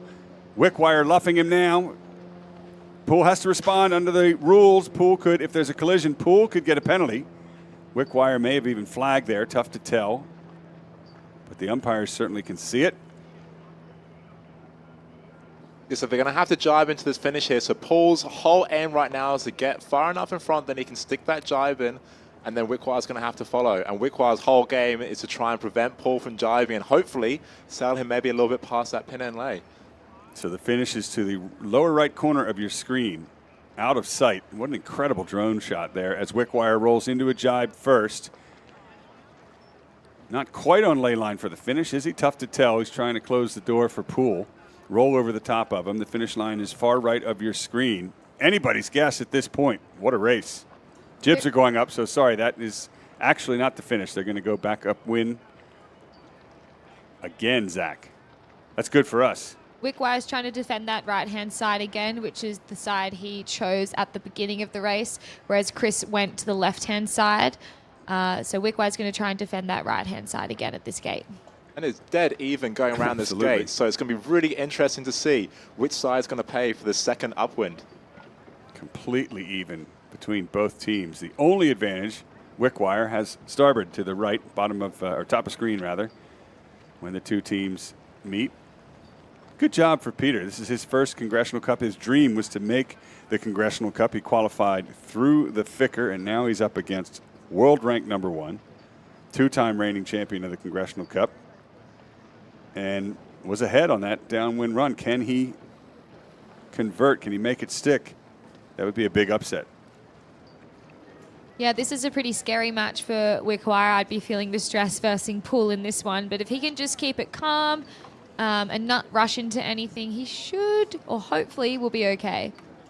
This is also not the first time that these two have faced off as well. We've seen in past regattas, Wickwire's taken some races off Poole. So much of these two teams are very good, and Poole being #1 ranked coming into this, it's going to be all to play for. These guys are quality sailors. As you can see on your screens, both boats are going for a massive split, with Poole hitting the top left-hand corner and Wickwire heading out to the right. I have been told with some local knowledge that heading out to the right-hand side, you can get baited into having a bit of a lift off the island there. Is that correct? Yeah, you can just about see and you can't quite see the oil island in this image, but as you get over towards it, the wind really does wrap around the island, and you start to feel this lift. It's really exciting.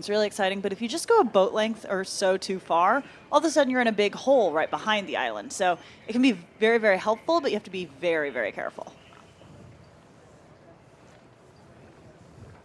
Poole has tacked onto port. He looks bow down, but lots of pace and good breeze and clear air. Meanwhile, as you guys mentioned, Wickwire up under that oil island, starting to slow down a bit. And you can't see it here, but he has tacked as well, so they're on a collision course again. In a couple minutes' time, they've come together. If it's even, Poole will have to avoid his opponent because he's coming from the left on port. Wickwire looking to hold on to a marginally thin advantage from the bottom of the track. And there's a great shot of the split between the two.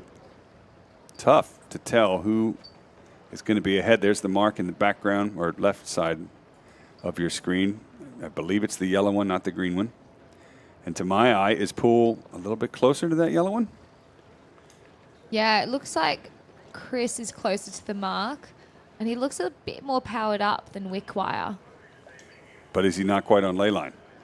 Though it looks like Wickwire's starting to get that lift on the other side of the island, so making the match much closer. But the question will be, will Poole be able to cross in front of Wickwire, or will Wickwire catch him on starboard? And again, the boat on the top of your screen is on starboard. That's Wickwire. Under the rules, he has rights. Poole has to avoid.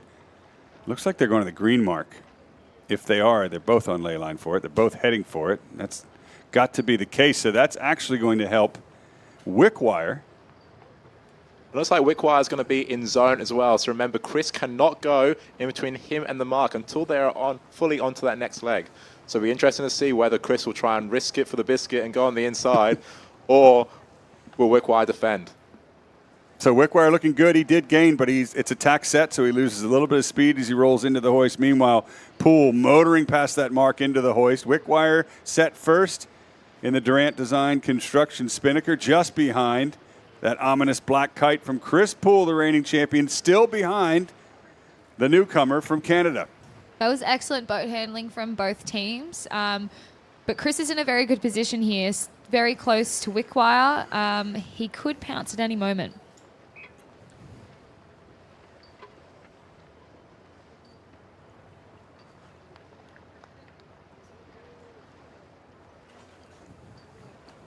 You see both boats trying to go as low as they possibly can. So Wickwire's trying to protect his jibe option, and Poole's trying to get into a position where if Wickwire jibes, he's able to simultaneously jibe, we call it a simo, and try and get back onto his air again.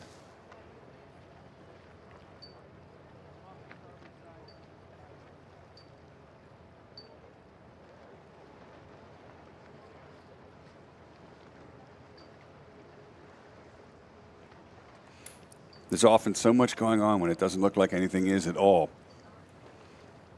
And here comes the jibe. Wickwire bow forward ahead. Chris Poole coming out on a hot angle there with that black spinnaker, looking to blanket Wickwire's kite, slow him down, steal his breeze. And if he can do it, he's still going to have to go all the way around the outside and perhaps risk getting into downwind jail. So far from over at this point, Wickwire still has the advantage.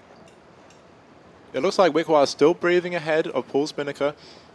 So it'll be interesting to see whether Poole is able to progress just a little bit further forwards, get on Wickwire's air, and then start the attack on the roll. Looks like he's going for a jibe behind. Seems like he did not have the roll happening.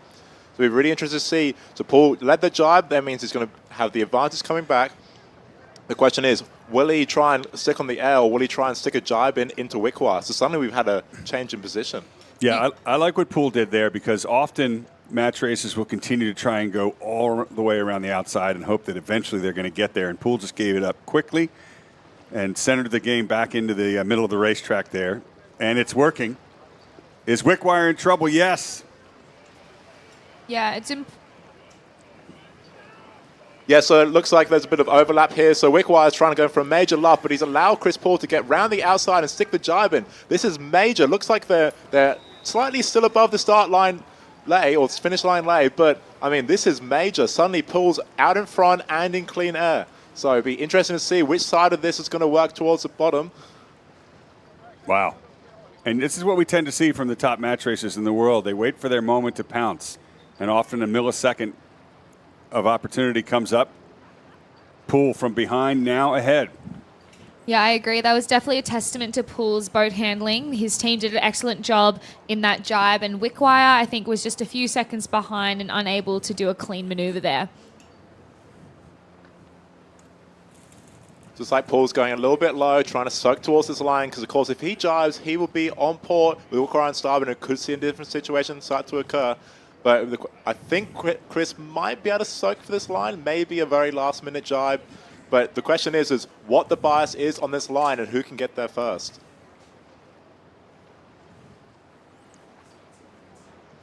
So there is the signal boat in the background, the white power boat in your screen there. Wickwire heading for it. Somewhere right of screen is the pin buoy. And Chris Poole driving for it now. He's just going to cross the line ahead of Wickwire. What an incredible race. Both boats crossed the finish line, overlapped. But Chris Poole pulls it off.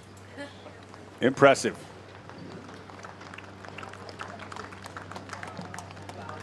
So Chris Poole repeats something we saw yesterday. Perfect in the second round robin through 5 matches. You know, that was still a fantastic match for Wickwire. No which way about it. I know he's probably disappointed with the loss, but he just stuck it to Chris Poole all the way around the track. Almost pulled off a massive upset there, and you should be proud of sailing like that against world-ranked #1, Peter Wickwire. But there's the man, Chris Poole, still dominant so far in this regatta. Now, these teams want to make the top 4, but then after that, we start basically over a new regatta from 10 boats down to 4. And all of this racing, all this effort, 90 races in total over the past 3 days are completely erased, and we start again with the top 4. First to win 3, I believe. 3 points, 3 wins.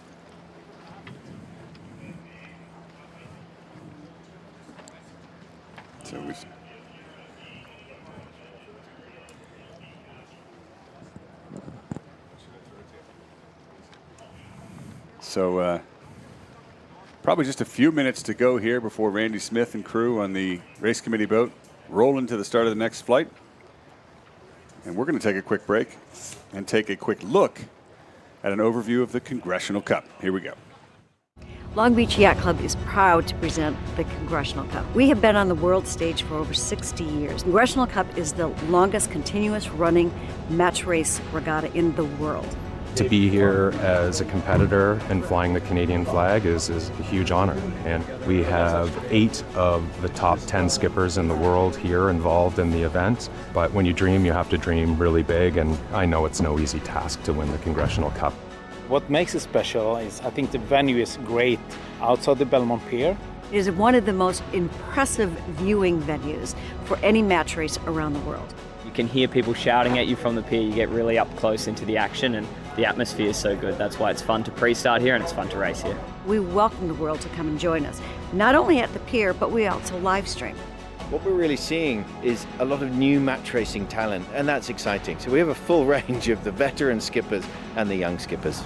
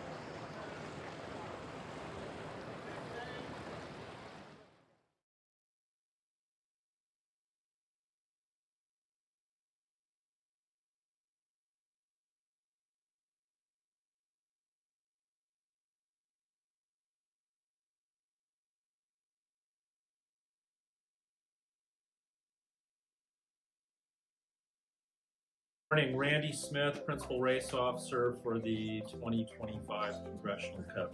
The job normally starts, several months before the event, and I am in charge of a team of about a dozen people on the water, 3 or 4 signal boat, a couple mark set boats, bosun. What's the most challenging thing?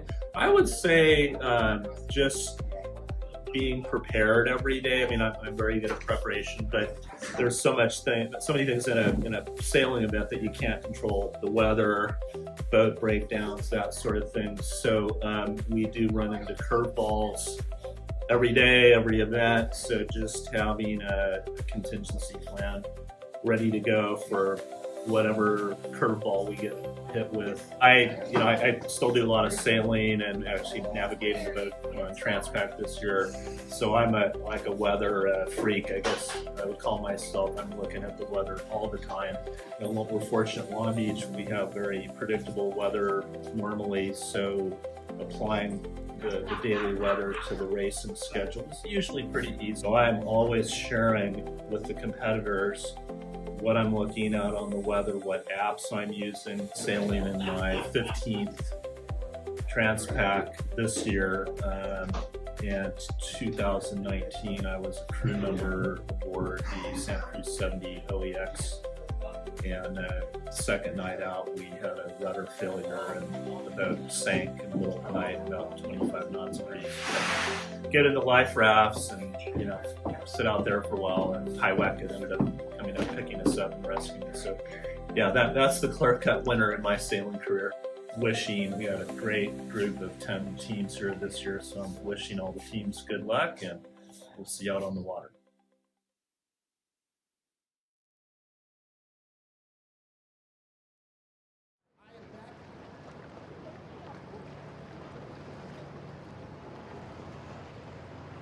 All right, guys, I'm back here live on the pier with a very special guest, George Lanza. George, how are you doing out here? Doing great. Great moment. Doing great. So George is the owner of Plethora Businesses. They are a brand new Spinnaker sponsor this year, but he's been a long-time member of Long Beach Yacht Club. George, how long have you been with the club for? Over 30 years.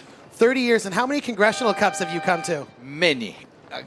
Literally uncountable. Probably 10, 15, 20. And he's here with us on the pier today. We're lucky to see him for a short bit, but you're actually driving one of the press boats. Is that correct? Yes, every day I'm taking the press out, and I'm really happy to take the press to capture the best moments of the race. And if you can tell me really quickly, for people that don't know the business, tell us about Plethora and what you guys do. Well, we are a mergers and acquisitions firm. We represent buyers or sellers, and we do appraisals for many things, IRS, or just to sell the business. We're just an M&A firm. Okay, and you guys are local here in Long Beach, correct? We are local in Long Beach, but we are nationwide. We have branches in several other states, so we are nationwide. And this is your first time, absolutely as a Spinnaker sponsor, first time as a Congressional Cup sponsor? The first time. I always wonder what it was like to, one day I asked and said, what's it take to be a Spinnaker sponsor? Then they told me, and here we are. And here you are. Well, and it is beautiful, that big yellow Spinnaker. George, tell me, your better half is standing behind us, hiding in the corner, but she's also very influential and helpful here at Long Beach Yacht Club. Let us know what she planned earlier in the year. I got to be a special part of it. And those of you that were lucky enough to be there, it was an incredible party. Let us know what she and the crew did. She played, she did the New Year's party. She did a great, great party. I think it was one of the records. She have a lot of people coming in from all over. I think it was reinstated one more time, a high bar for the New Year's Day party. Absolutely. It was an absolute blast if you missed it. George, I've only got you for another minute or so before we get rolling, but let us know, is there a favorite team you're rooting for out here this weekend? Well, I am proud to be here, and if I have to root for a team, it will be from Dave Hood, just because it's our local guy, friend, and neighbor, and I'm rooting for him. And you know what? If you stand up, you can see him. Give him a shout right now. He's going to hear you through the speakers. David, keep on going, and remember, you have our Spinnaker there, so it should be a little bit bigger than all the other ones, so you should win. All right, so Dave Hood with the Plethora Businesses cheater Spinnaker, apparently. Thank you, George, so much. We appreciate you guys supporting the Congressional Cup, and welcome to the Cup. My pleasure to be here. Thank you. All right, we'll be right back. Racing should be kicking off any moment now.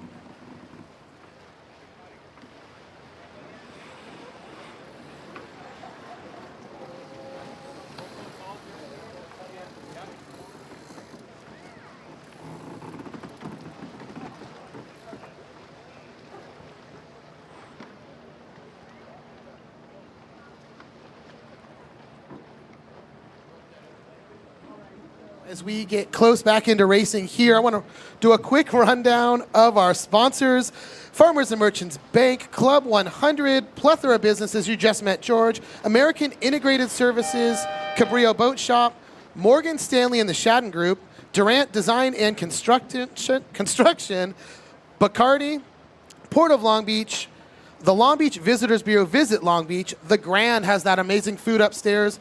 Block Wellness and Sports Medicine. Karen Block has been taking care of the sailors all week long. Long Beach Sailing Foundation, the World Match Racing Tour, Belmont Athletic Club, Dry Creek Vineyards, and GK Skaggs. All right. Thank you, Ryan. Thank you, George. Thank you, Long Beach. Thanks, everyone, for tuning in and watching. We're live again here at the Congressional Cup. Flight 15. 4 more flights to go in this second round robin. We're looking at Cole Tapper and Bjorn Hansen in the pre-start, coming up on a 3-minute mark. Tapper behind, Hansen ahead. And the dial-up is over. Here's the information. Tapper looking comfortable at this point in the scores for a spot in the top 4. Hansen with an outside shot, tied with 2 others. He needs this win over Cole Tapper. Yeah, with incredibly high points towards this final bit of this last round robin. Points are really, really close going through. But the important thing is not to let the results get you ahead. It's still one race at a time, and you can't afford any mistakes in this little last bit. Hansen uses the pier exclusion zone. So we saw Tapper goes around the outside. In the dial-up just before, Hansen came with a lot of speed and seems to roll straight round Tapper. So we still have quite a lot of time left, more than usual, in this kind of little dance towards the start line. Looks like a really good lineup from Tapper here. This could be on for a penalty. We'll see what happens. Hansen obviously has to avoid, and he does. So Cole raises the Yankee flag, asking the umpires, hey, did they infringe me here, or was it all good?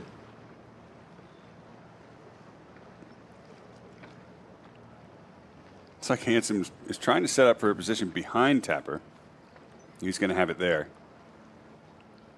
Tapper a little bit early for the line. What will he do? Stay? Yep. Meanwhile, Hansen's just going to use up some distance to the right, slowly tack around. Let the clock wind down a little bit before Hansen will likely go in for a dig, push Tapper towards the line. Yeah, so the trick here is when you start to build a little bit of gauge, you can start to slowly, especially with these big boats, get a lot of speed going and hopefully go for that hook on the inside. Looks like Tapper sees straight through that move and gets his boat moving as well. We've got 1 minute and 30 seconds left on the clock, so still got quite a bit of time to kill, but not a heap. So it'll be interesting to see. Hansen's coming in very fast here. Tapper's still a little bit slow, so will he have enough speed to break through that dirty air and try and get an overlap on Tapper? There's the 1 minute mark. It's often deceiving. The lead boat looks slow, but they can use their sails to blanket or slow down the trailing boat. Hansen. And right now, no overlap, but it is very close. Both boats heading down away from the line there with 45 seconds. Tapper looking back, keeping clear from Hansen, who is pushing still. So only 35 seconds left on this clock. So not a whole lot of time to kill, but maybe just a little bit. So you see Tapper probably doing one of his last dial downs. It looks like Hansen's still just sticking there, trying to push him all the way, maybe trying to stop him from tacking off this line.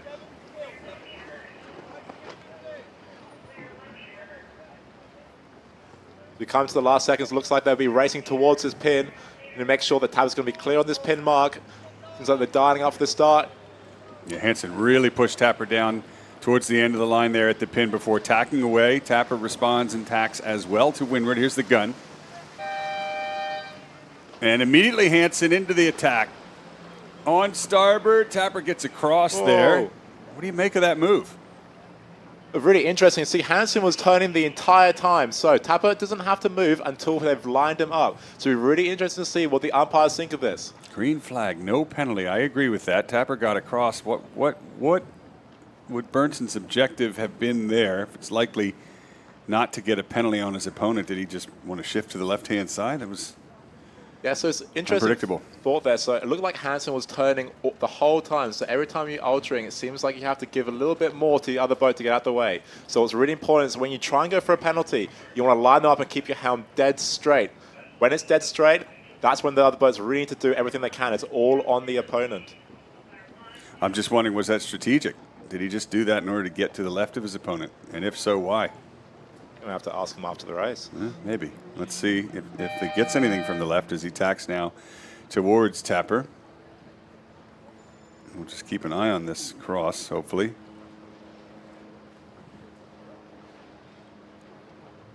Not sure if he's going to be ahead. Tapper's going to come in from the right-hand side of screen on starboard. Under the rules, he'll have rights, and he is ahead, and he tacks. You can't see him, but he's tacking just in front of Hansen. So there it is. Gain to Tapper. Yeah, so it looks like Cole's definitely trying to protect that right-hand side of the course. Seems like it's been a bit of a feature for most races. Apart from the race with Poole and Wickwire, seems like that hard left seems to work. So the majority right-hand side, but as we've seen in the last couple of races, or last race, in fact, there could be something coming out from this left. Well, we'll see. That's what Hansen's hoping for. Remember, Hansen really needs this win, more than Tapper does, as he tacks to stay with the Aussies. In the background there, you can see start number 2 here in this 15th flight between Nicole Bralt and Rocco Attili. There's the dial-up. Attili in the foreground there on the right. And Bralt from San Francisco on the left. Both boats starting to reverse a little bit. Yeah, so this middle zone here between going forwards and backwards is something that's actually incredibly risky. So quite often as the boat there's to windward, so Attili in the picture here. So as soon as you start to lose flow, you want to get out of there as soon as you can, because when you go into reverse, suddenly you become the windward boat, and it's on you to get out of there. So to avoid that compromising position, quite often we see them fall out and go back into the playground. Although Nicole has come back out on starboard, which could be an interesting move. The question is, will she get a jibe in front of Rocco Attili, or will he be able to stop that jibe and maybe get a penalty on them? Well, she's turned around, heading downwind, trying to go for a downwind cross. That's the good news. She went around the pin to do it. She's used up extra distance, and of course now is on port. We'll have to avoid, and here's the collision course from Rocco. She's using a lot of helm, so I think she's wiping a little bit too much speed on. I think she would have had that cross had she not used so much helm there. But I mean, time will tell. Will Rocco be able to reel in Nicole and stop her from jibing? Oh, her crew's just forcing the jib to windward, and it's not going to work. Oh, maybe it does work. Does she get across? I think that's cross. I mean, it's incredibly close. Look at that. Cool, calm, and collected from Nicole. Got the jibe in. Nice work. She got us fooled. That was great. Well done, Nicole. You can hear the crowd on the Belmont Pier here enjoying that move as well. Maybe she was just building pace on a really high angle before burning some of that speed down. It certainly worked. She got across Rocco Attili just in time. Coming up on a minute left to play. All about the suspense, isn't it? TV sport. Kept us guessing. Nicole's been getting better and better with every match. As she turns around now on to starboard against Attili, who will respond as well, avoiding off the Belmont Pier here. Less than a minute to go to the start. Attili leading. Umpire is into position here if it gets close and feisty. Yeah, it looks like they're below the starboard or the boat end lay. So Nicole seems safe from a lockout from the boat. So it's interesting to see, will she go for a dive down? We haven't got a lot of time left on the clock, about 32 seconds left. Real quick upwind, what do you like?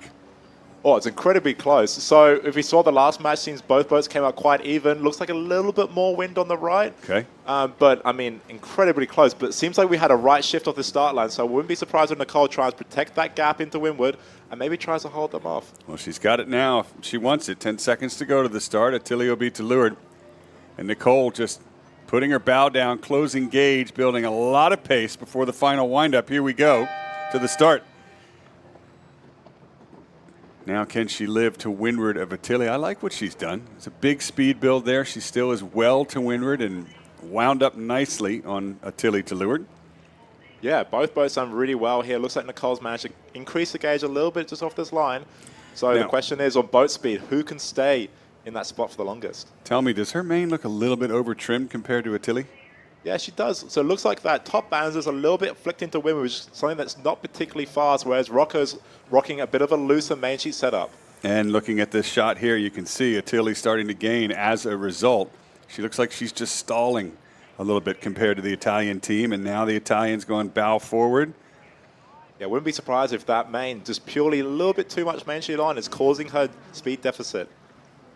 Well, I know she sails J22s in San Francisco, and you do want to have the mains a bit over-trimmed in those boats, but not these big rumblers. Now,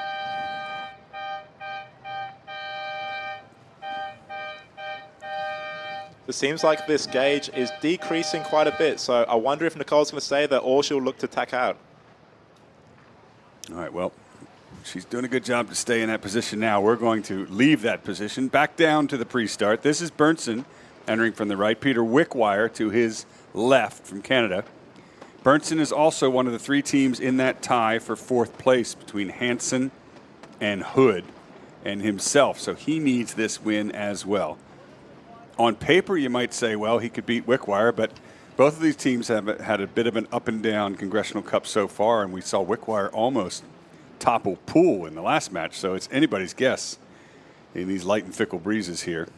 Yeah, for sure. I mean, rankings tell you what's happened in the past, but these matches tell you what's happening right now. So all these skippers here are incredibly talented, and the level between them is really not that much. So it's all about the really small things. Who has control and who managed to get to just that little gains here and there, really like build up. Yeah, I will say this has been one of the most evenly matched, toughest Congressional Cups among the entire field. I don't think any race has been a total washout. They've all been within a couple lengths of each other all the way around the track for the past 3 days. For sure, and this is one of the venues where we don't have a particular side that is just crazy biased. We don't have certain things on the race course. You look at other very shifty venues and we see boats just lead by country miles, whereas this venue, there's passing lanes and the wind's quite stable, so it means for some really cool match racing. So we're going to reverse here. So the question will be on what jibe are they on? Remember, it's not based on where the boom is. It's based on where the wind is relative. So you see the umpires just below the screen checking where the wind is coming from. So right now, it looks like both boats are on starboard, which means that Wickwire has a right of way and Bernson has to keep clear. I love it when they maneuver these boats in reverse. They make it look easy, and it's not. As they back down well below the starting line, relatively equal speeds. Wickwire, they're starting to converge just a little bit together, as you say. Bernson knows he'll have to avoid. And actually, the bowmen are steering the boat as much as the rudder, aren't they, with those jibs? Yeah, for sure. It's a coordination between the two. So when we're going slow, the bowman's doing all the heavy lifting. You have very little flow of the water along your foils, which means that you have very little control. So it's up to your sail trimmers, and in this case, the jib or the bowman, to be moving that jib to try and push the boat one way or the other. You can see James on Wickwire's boat try and push that bow out. So Wickwire feels like he's falling out onto starboard, and James is trying to stop that from happening. Looks like he's committed to the fallout. And he is, and with Bernson now falling away onto starboard as well behind, Wickwire could be in a little bit of trouble there as he looks to accelerate away. A little loose on the headsail trim there comparatively. Yeah, we've only got 55 seconds left on the clock. Bernton's got Wickwire in a really compromised position. So his aim would be to stop him from tacking over and going towards the start line. Remember, we don't have to start at go. So there could be a chance where Bernson may try and stall Wickwire out and make him follow in after the gun. 36 seconds to go. Both teams well outside of the pin. Each of them will have to tack. And as you say, Bernson pinning Wickwire from doing so at this point. And if you pan to the top of your screen as well, there's an incredibly tight scenario going to the gate here. A quick jibe. I mean, just incredibly close. Both matches, intense situations happening. That's Hansen jibing in front of Tapper, who was ahead in the entire downwind run. Now Hansen's moved to the inside. He's in a must-win in that three-way tie. And he's just past Tapper, but he gets a red flag penalty. We saw him do that 2 matches ago. Hansen got a red flag penalty, and he's going to have to spin one of at least 2 and let Tapper back out in front, right, Kirk Brown? Yeah, he gained a controlling position with that fast jibe. Umpires penalized with a red flag. All right, thank you, Kirk. Meanwhile, you can see in our shot that the gun has gone. The start is underway. Bernson is ahead of Wickwire, but Wickwire is well within range, and this race is going to be close despite all that pre-start effort by Bernson. Yes, I wouldn't be surprised if Bernson starts to put the bow down and try and roll over Wickwire. Especially in these light conditions, it's definitely lightened off the last couple matches. So if Bernson can spill his dirty airs, the wind already used by his sails, onto Wickwire, it's going to really put a bad spot for Wickwire to be in. And I wouldn't be surprised if he throws attacking at some point. Bernson gaining at the moment. And behind them, you can see the next match, our feature match. Match number 4 in this flight between Chris Poole and Ian Geretta, America and France. 7-time Congressional Cup sailor Chris Poole, 2-time winner, and first-time Ian Geretta.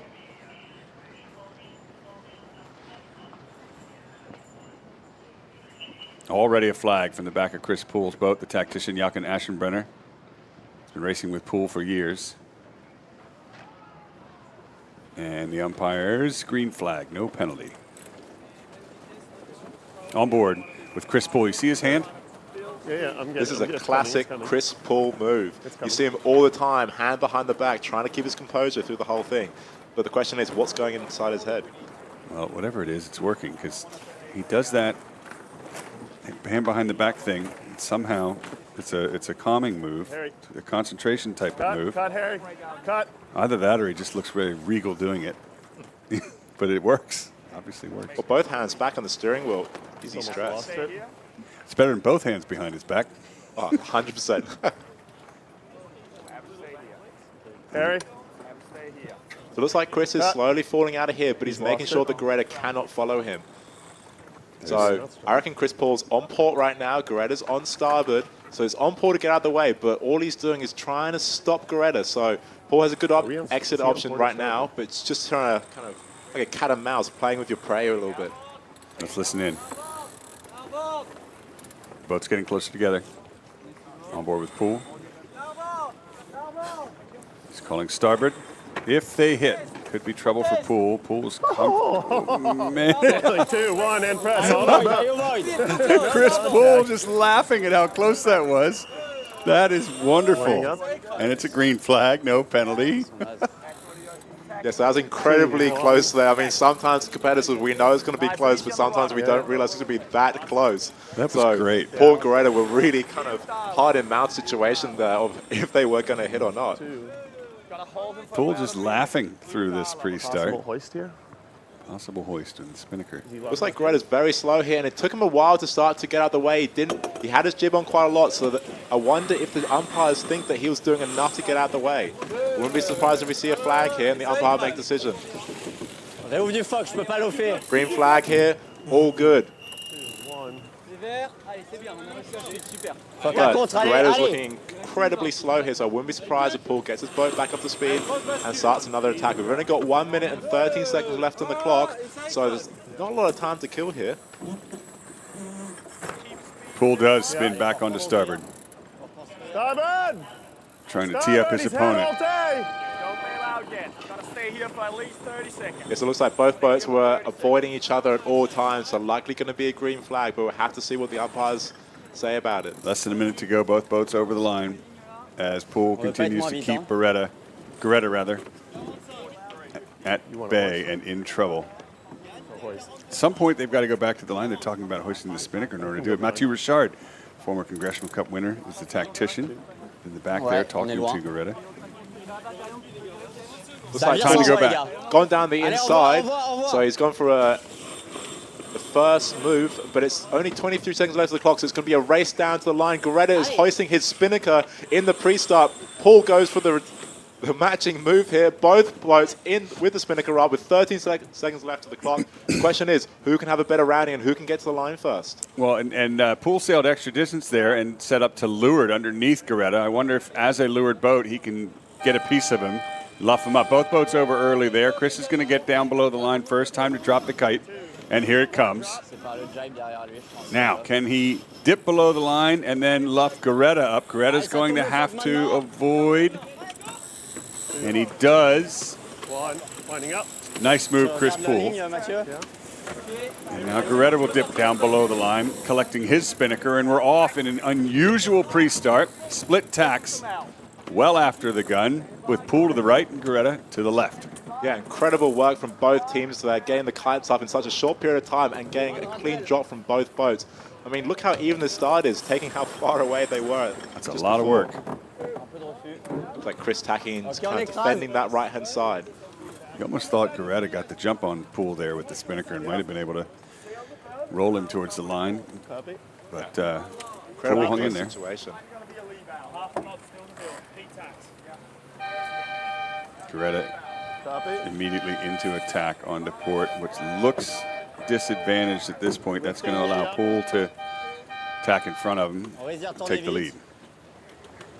I wouldn't be surprised if Poole throws a slam tack on here and forces Geretta out of there, particularly as the winds lightened off throughout the day. Being in that dirty air scenario is going to get worse and worse and worse as his wind kind of lightens off. It's also a reminder, if they do end up hitting that gate mark, it does not matter because it is not part of that lap. It is A-OK to hit that mark. Il y a de la presse devant, je pense, Mathieu. Poole attacking back, right of screen, to stay with Geretta.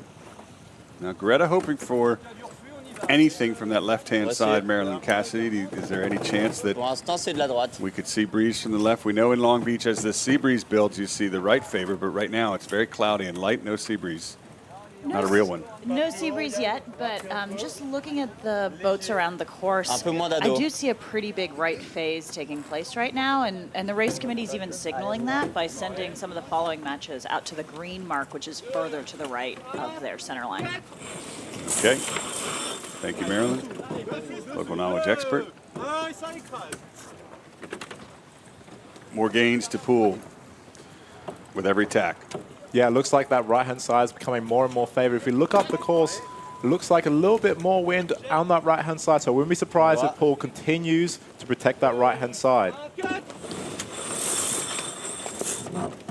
And he does. Now, in the background there, that yellow spinnaker crossing the finish line. You can see top of screen on the left. That is Cole Tapper over Bjorn Hansen. Remember, Hansen, one of the three teams in a three-way tie for fourth place, the all-important fourth spot.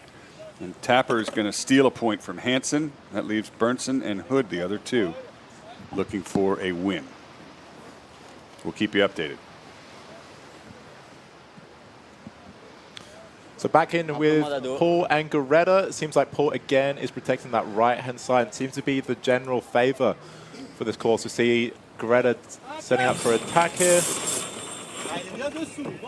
Great footage on board.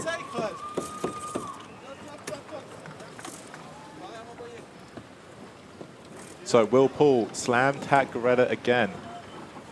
Might as well remain consistent. Worked for him the last three tacks. Why not? Yeah, particularly as they get up this course, so the majority of the way up, so I don't think there's that much left on starboard tack to go. So it'll be interesting. Maybe there'll be possibly one more, and could be a net in the coffin. Well, at least for this lap. For that lap, maybe. Lots more sailing to go. And Geretta's not going to give up. Neither is Mathieu Richard, keeping his eye on the breeze upwind, looking for any opportunity to get back in the match with the world-ranked #1 Chris Poole in front of them.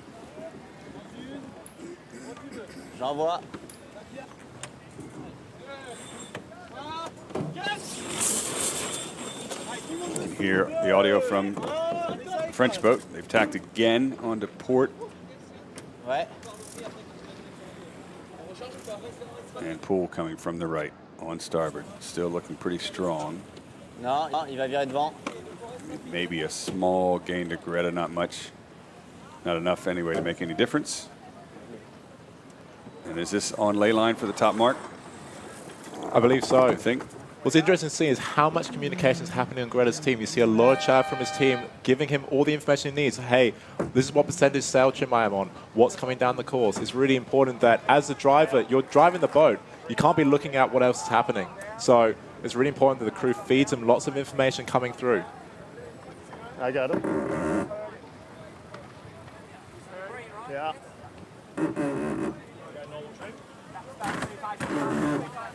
Réouvre un peu la gotte. Just another quick update.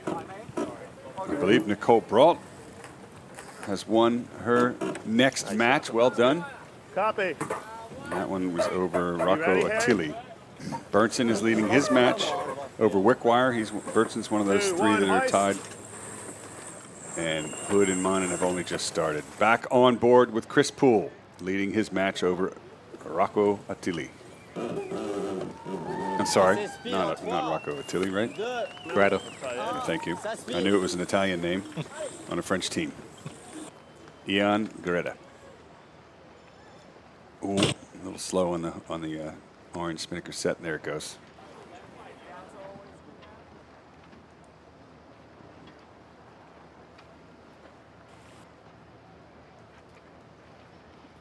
Now we've only got one more full flight today. This is going to be a short day because this afternoon at the Long Beach Yacht Club we have the Junior Congressional Cup. 10 junior sailors from Long Beach Yacht Club have been paired with the 10 pro sailors here at the Congressional Cup. And the junior sailors drive the FJ dinghy and the pro sailors crew for them right in front of all the members. It's hysterical. Somebody usually ends up swimming. And then rules are used loosely. And at some point, a victor is awarded the Junior Congressional Cup. But they're paired with them all week, so they're kind of part of the team, you know, the junior sailor. It's pretty cool. And then there's a big party celebrating the 60th anniversary of the Congressional Cup back at the Yacht Club tonight. You're all welcome to join.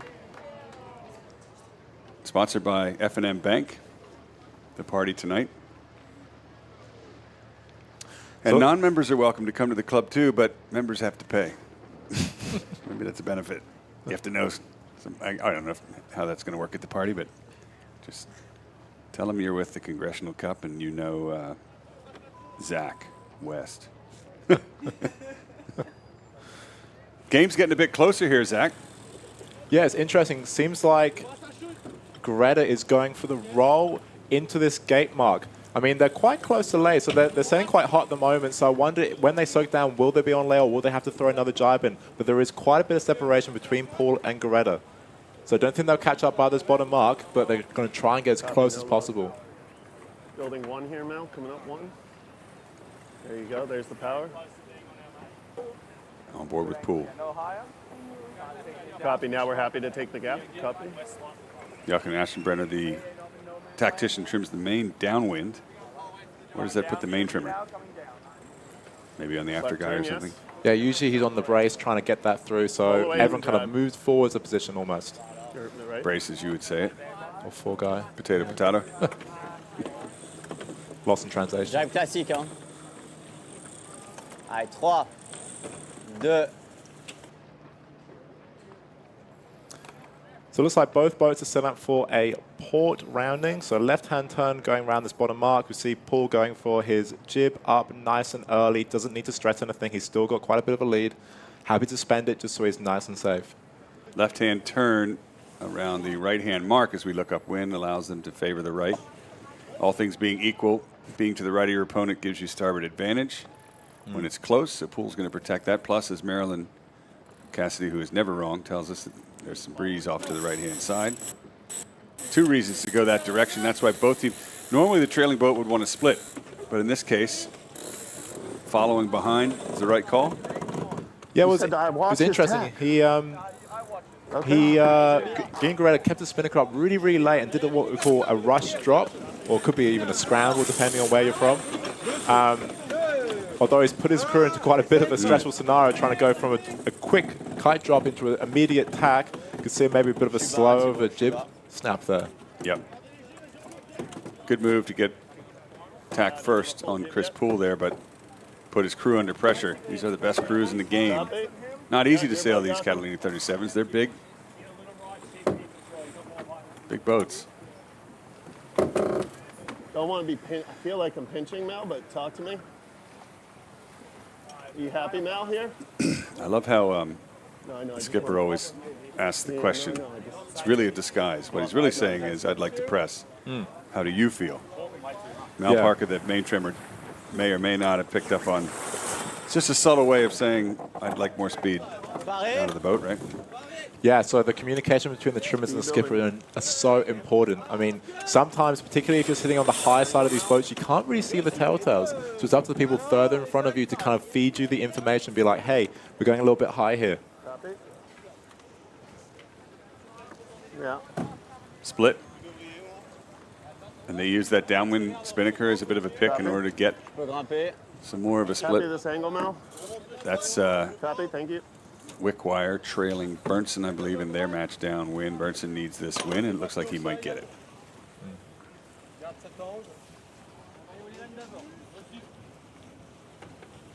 Now, after racing today and before, no, actually after the Junior Con Cup as well, we'll have a press conference with all 10 teams. Confirm. Public is welcome to join us there to hear from all the sailors about how the day went, and we will hear from the Junior Congressional Cup winner, whoever that may be, before the 60th anniversary F&M Bank-sponsored party. Just one big party. It's a marathon of an event, isn't it? For sure, marathon of 2 events, really, because we just had the Figure Cup coming into the Congressional Cup. All the hikes. Okay, we're going to leave Chris Poole for just a second. Give you an update. There's Yanni Bernson. Remember, he's one of the 3 teams tied for 4th, and he needs this point, and he's getting it over Wickwire there from behind. Bernson just one more jibe to go to the finish. I'm surprised he didn't jibe yet, to be quite honest with you. That's making it look a little nervous, folks, as Wickwire's powering towards the line, just out of screen. There we go. Bernson's still pretty shallow on the angle there. Am I seeing this correctly? This looks really close. I mean, what? Whoa. Wickwire might have come in with yellow. Oh, my God. Whoa, I mean, that was incredibly close. You couldn't see it in the camera frame, but I have never seen a boat possibly give up a race in the last length and a half by just not steering back down to the line. Anyway, nice. Yeah, just listening. It's weird, wasn't it? Nice job, Bernson. Yeah, I mean, the camera angle didn't quite show it there, but that was a real dive for the line for both teams there. Really, really interesting. Just asking the question. I'm not looking back. Now back on board with Poole ahead. Yeah. Copy. Tell you what, if Bernson had lost that match, that would make the press conference because he was well ahead. But anyway. Yeah, as it is, I'm sure we'll talk about it, but maybe a little less drama, huh? So that puts Bernson in that 3-way tie, Maryland. He's got a point, and Hansen lost to Tapper, so Hansen didn't get a point. That means the Monnin Hood match. Hood is the other match in play that in there we're looking at it there. That needs another point, that is in this tie, and Hood's behind. So really, Bernson is earning himself the 4th spot. And in the background, top of screen, there's a big tussle at the bottom of the track between, that is Hood, actually. I'm wrong. Between Hood and...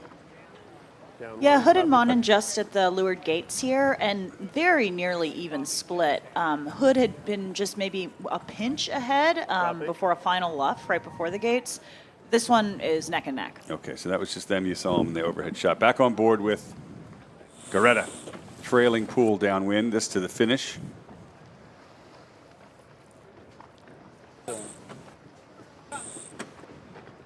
Not a great spinnaker set there by the trailing boat. Unforced error. Somebody stepping on the sheet or something.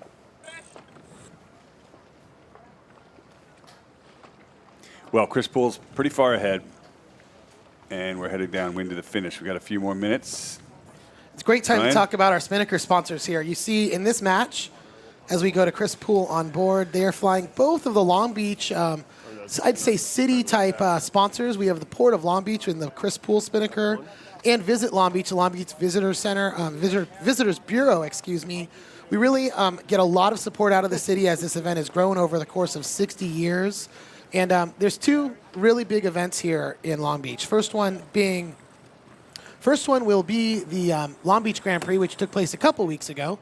But then the Congressional Cup are the 2 big racing events here in the city, and the city is very proud to sponsor and support both events. We thank the Port and we thank Visit Long Beach.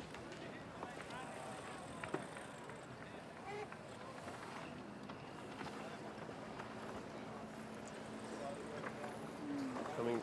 Yep, coming. Let me know when they're getting close to the bottom. Copy. Aiming at left gate. No, let's do another drive.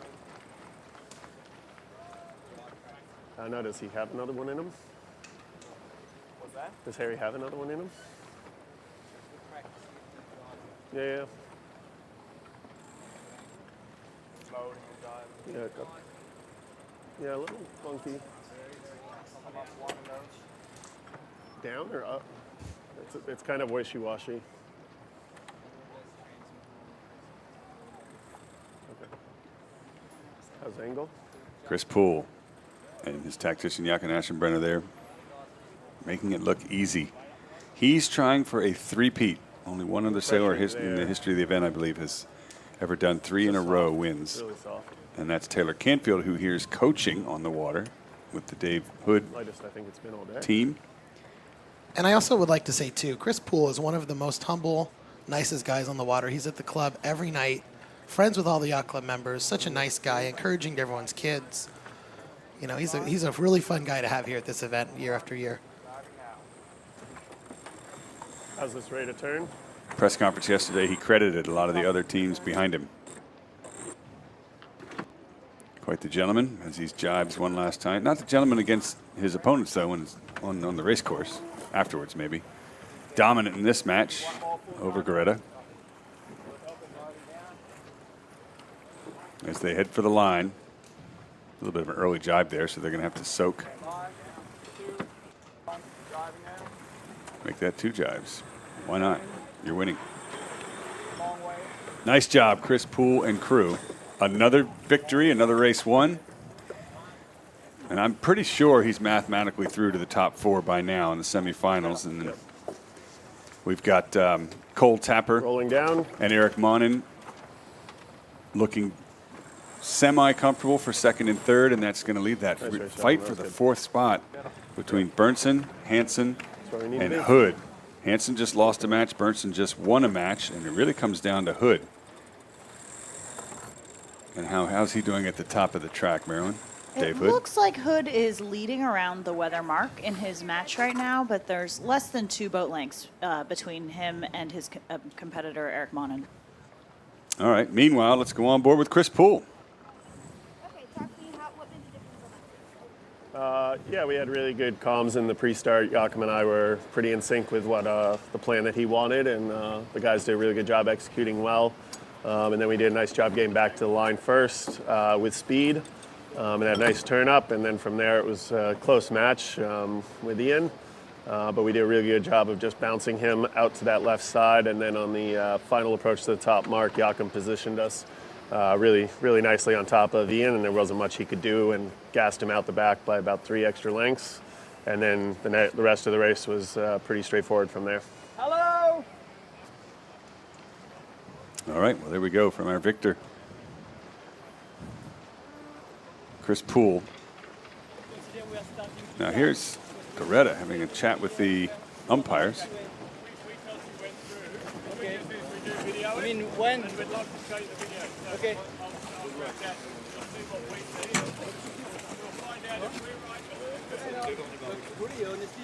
So after each match, the competitors can discuss with the umpires whether they thought the call, which way the umpire calls went, and what the umpires were thinking. And that's something that Randy's been touting, is he likes to be very transparent. So he will invite that. They will discuss things together. If you heard him saying they videotape the match, and they will go back and watch tapes with the competitors if they ask, and they're very open about sharing what they see, what they might have missed and or gotten right. Is that right, Kirk? He's nodding his head. Okay, so that's 4 matches complete. And remember, Dave Hood was also one of those tied for a 4th spot. Right now, he's the yellow spinnaker leading the purple grand spinnaker, Rocco Attili. I think As he Tucker, heads for the finish. you're going to go get some of that food from the Grand when we're done with this one? Absolutely. That is great food every year. So fun.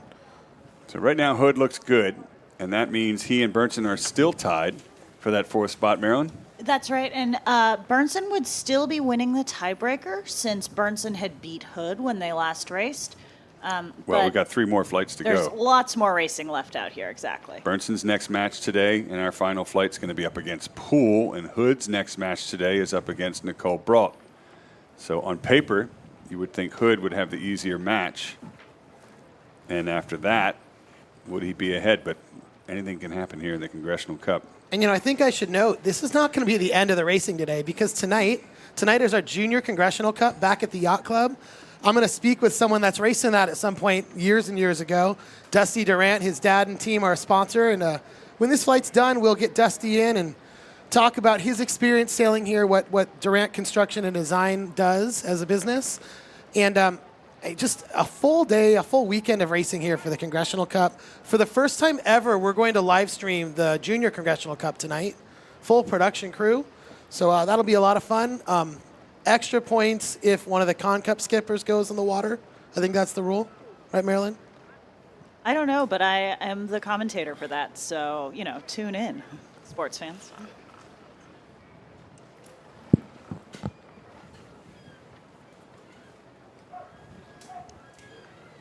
Right, Tucker, we got Dave Hood.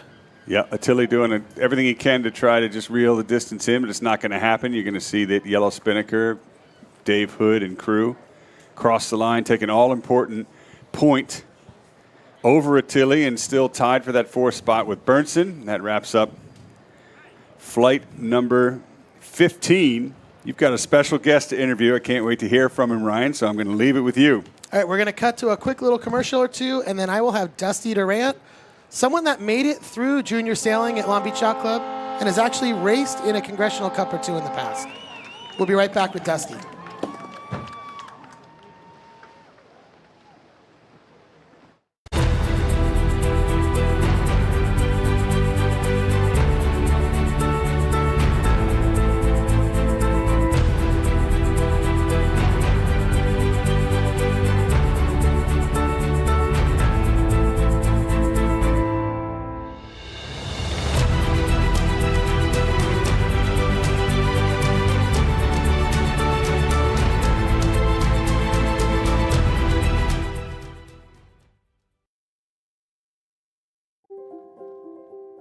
When it comes to one of the most important decisions of your life, your future, your freedom, your legacy, selling your business shouldn't be complicated. At Plethora Businesses, we help business owners sell smarter, faster, and for the highest value they deserve.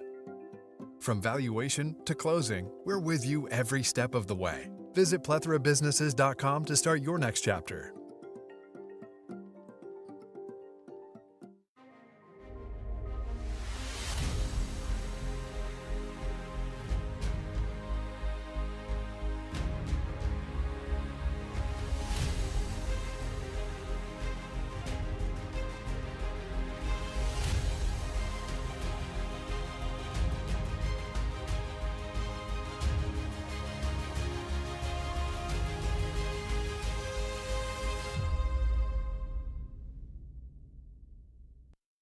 I'm Long Beach Mayor Rex Richardson, and I'm proud to welcome you to the 60th Congressional Cup, one of the world's premier sailing regattas.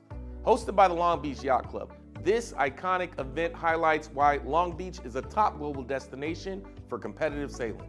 Join us April 30th to May 4th for spectacular views of the vibrant spinnakers dancing on our water, to the exciting close-up action visible from the Belmont Pier, right where Olympic sailors will soon begin to train for LA 28. To all our guests, our competitors, welcome to the city of Long Beach. Thank you.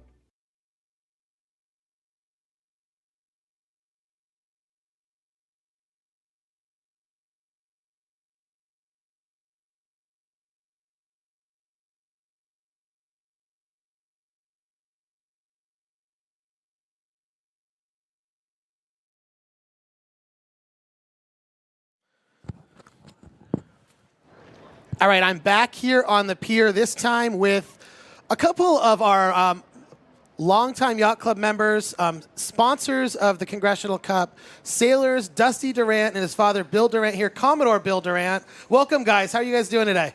Great. Thank you, Ryan. Dusty? Real good. So Yeah. Dusty actually came up through our youth sailing program here at Long Beach Yacht Club. He's actually raced in a Congressional Cup. Is that right? I actually raced in 9. In 9 Congressional Cups. Wow, Dusty Durant. I've had the pleasure of getting to sail with you as a coach. It's pretty cool to get to sail with people your same age and let them teach you the things they know. But Bill also does a lot of sailing on these 37s, and I know you guys have had a few different boats over the year. So, Bill, tell us about your sailing experience. Well, I'm a lifetime sailor. Started racing in the late 80s and enjoy match racing, but most of my experience has been fleet racing and offshore. And I've done a couple fleet races against you over the years, absolutely. And at what point did Dusty learn to sail? When did you guys start sailing together? We got him his first Sabbath when he was 4. When he was 4, wow. And so that's a really good segue into what's happening tonight. And Dusty, I want you to let us know, have you ever done a Junior Congressional Cup?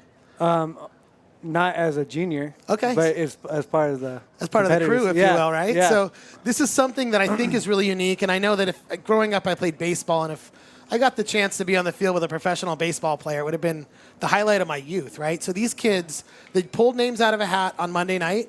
They got paired with a skipper now for the week that they've been following and being excited about. Then they get on the Club FJs tonight, and we're going to live stream it for the first time ever. Dusty, tell me what kind of organized chaos it is for a Junior Con Cup. Well, it's pretty fun. There's a lot of cheating going on, which is part of the fun. I know that last time I did it was kind of like a jungle ball. Jungle ball. but really fun, really good for the kids. Pending the wind, it's even more interesting. If it's windy in the channel there, it gets more exciting for everybody, I think. And it's supposed to be pretty windy tonight, right? The wind's supposed to build all weekend. So you guys are back again as a sponsor of the series, Durant Design and Construction. Tell me, Bill, what kind of projects do you guys do? I know you're in Long Beach, right? Give us a little bit of intel on what the company does. Well, we're a full-service design-build company, so we start with just an idea and develop the plans. We go through the full construction documents, provide everything from the initial conception all the way through the project. We provide all the construction and interior design as well, so pretty much full service. A little bit of everything. And if you have seen any of our press conferences and or the photos from the press conference, we like to call it Bill's house. Bill has built this big, beautiful display with a covering and multi-tiered seating for the competitors and really elevated the look of this. And it's something you guys throw together every year now for the Congressional Cup, right? Yeah, we started it last year, and we actually designed it and built all the components last year. And then this year was quite a bit easier. We just bolted it all back together again. So, right, so hopefully it's sustainable for years to come. And high winds this weekend, apparently, right? Yeah, I think we'll be okay. And Dusty, tell me, what is your role within the company? I know I see you driving the truck around. I know you guys are a family business. So tell me, how has your dad's business helped you, and where are you going with this thing? Well, what I do is I usually run a few projects, or kind of oversee some of the projects that are going on. But mostly running projects is what we do, and my brother does the same. And my sister, she actually works in the office doing the accounting, so it's pretty much full family deal, which is great. As far as where we're going, we are going to continue what we really try to pride ourselves on, which is high quality building and really try to do the best job that we can on all the projects that we do. So moving forward, obviously keep that. My brother and I are lucky that our dad kind of instilled all that in us. So we're gonna really, obviously try to keep that pride going forward. Right on. And so tell me, do either of you or both of you maybe have a favorite project you've ever worked on? Can you describe a little bit? For me, it's been almost 50 years of them. So there's been great ones, there's been tough ones, but all the Long Beach coastal projects are my favorites for sure. We've done a lot of on the water projects, and those are always good budgets, good design, enthusiastic clients. I think that's probably my favorite group of projects. Fair. Dusty, what about yourself? What's the weirdest project you've had to deal with, or you've had to jump through hoops, or maybe fight the building department? Give me a good story here. Well, actually, I'd probably say that the one that the American Integrated, David Herrera, he's a sponsor for this event. I'd say that's probably my favorite project that I've done personally, and most interesting as well. So yeah, he has that home on the end of the peninsula, that kind of tan onion looking one. Okay. And yeah, just from start to finish was a pretty intense, but really a great end product, I think. Okay, cool. And so, Dusty, tell me, are you still sailing? Yeah, You I are? sail all the Cool. time, yeah. Where's your next sailing event? Tomorrow in Newport on Okay. ragtime. Okay, there we go, right? Yeah, we're going to do a little yachting tomorrow, but we just got done sailing last night with Jeff Shue. He's got a new boat. Part of the Seal Beach Yacht Club Yeah, event? that's a little Thursday night. I actually brought my daughter Hannah with us. She's only 5, so she's a little bit behind the curve. Yeah, and I think that is something to know, because when you mentioned, Bill, fleet racing, I've been lucky enough to learn on these 37s, as probably most of the yacht club members of my generation, if you will. And it's pretty cool that we get to do fleet races on these things all summer long. And I say this a lot. The Congressional Cup is such a great tool to get us interested in getting on the boat. I know Brittany is helping. I've sailed with her. Derek and Meryl. I've sailed with all the kids our age, Dusty, if that makes sense. And we're really lucky that we get so much racing here. Really, 3 or 4 nights a week, there's races all summer long. There's races in the winter here. And just a great place. And it shows when the racers like yourself get to travel the world and become successful and do big, great things. So I thank you guys, A, for your support, B, for your knowledge and teaching me a little bit about sailing. And I've been asking this of people we interviewed. Do you guys have a favorite team? Who are you rooting for this weekend?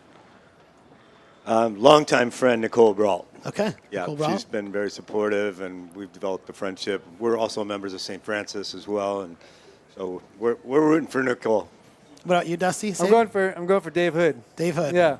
The hometown Yeah, local? hometown, and great guy and great team.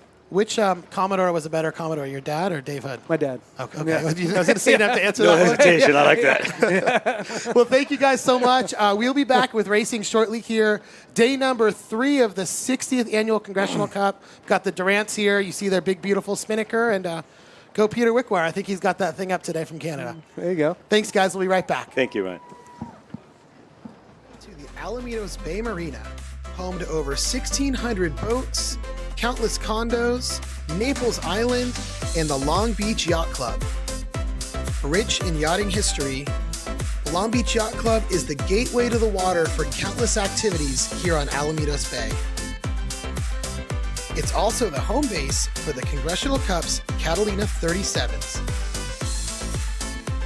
The only place in the world where you can actually race a Duffy boat, the Long Beach Yacht Club is proud to call Alamitos Bay our home.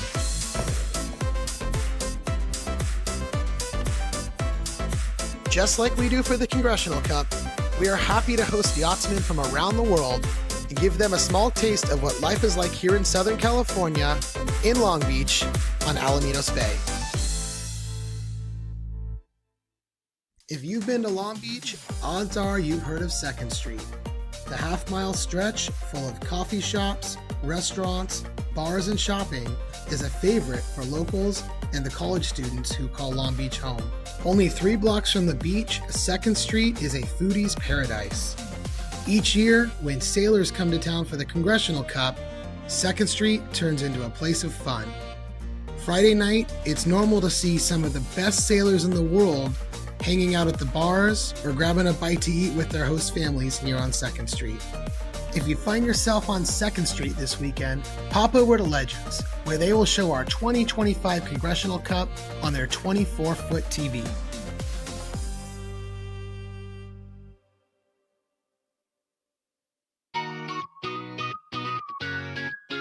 The 2025 Ficker Cup kicked off match racing in Long Beach with dramatic fashion, with racers coming from around the world to take part in this World Tour Grade 2 qualifier event for the 2025 Congressional Cup. Established to honor the world champion Bill Ficker, the Ficker Cup gives the world's best racers the chance to compete on a professional stage. On the line were 2 invitations to the Congressional Cup and a chance for one skipper to pen their name on the Ficker Cup, something that many of sailing's greats have done in the past. Maxime Mesnil bested Nicole Bralt in the finals at the Ficker Cup, but ultimately decided out of racing the Congressional Cup as he was already committed to another team. That opened the door for Peter Wickwire to take the last invitation and round out our top 10 here at the Congressional Cup.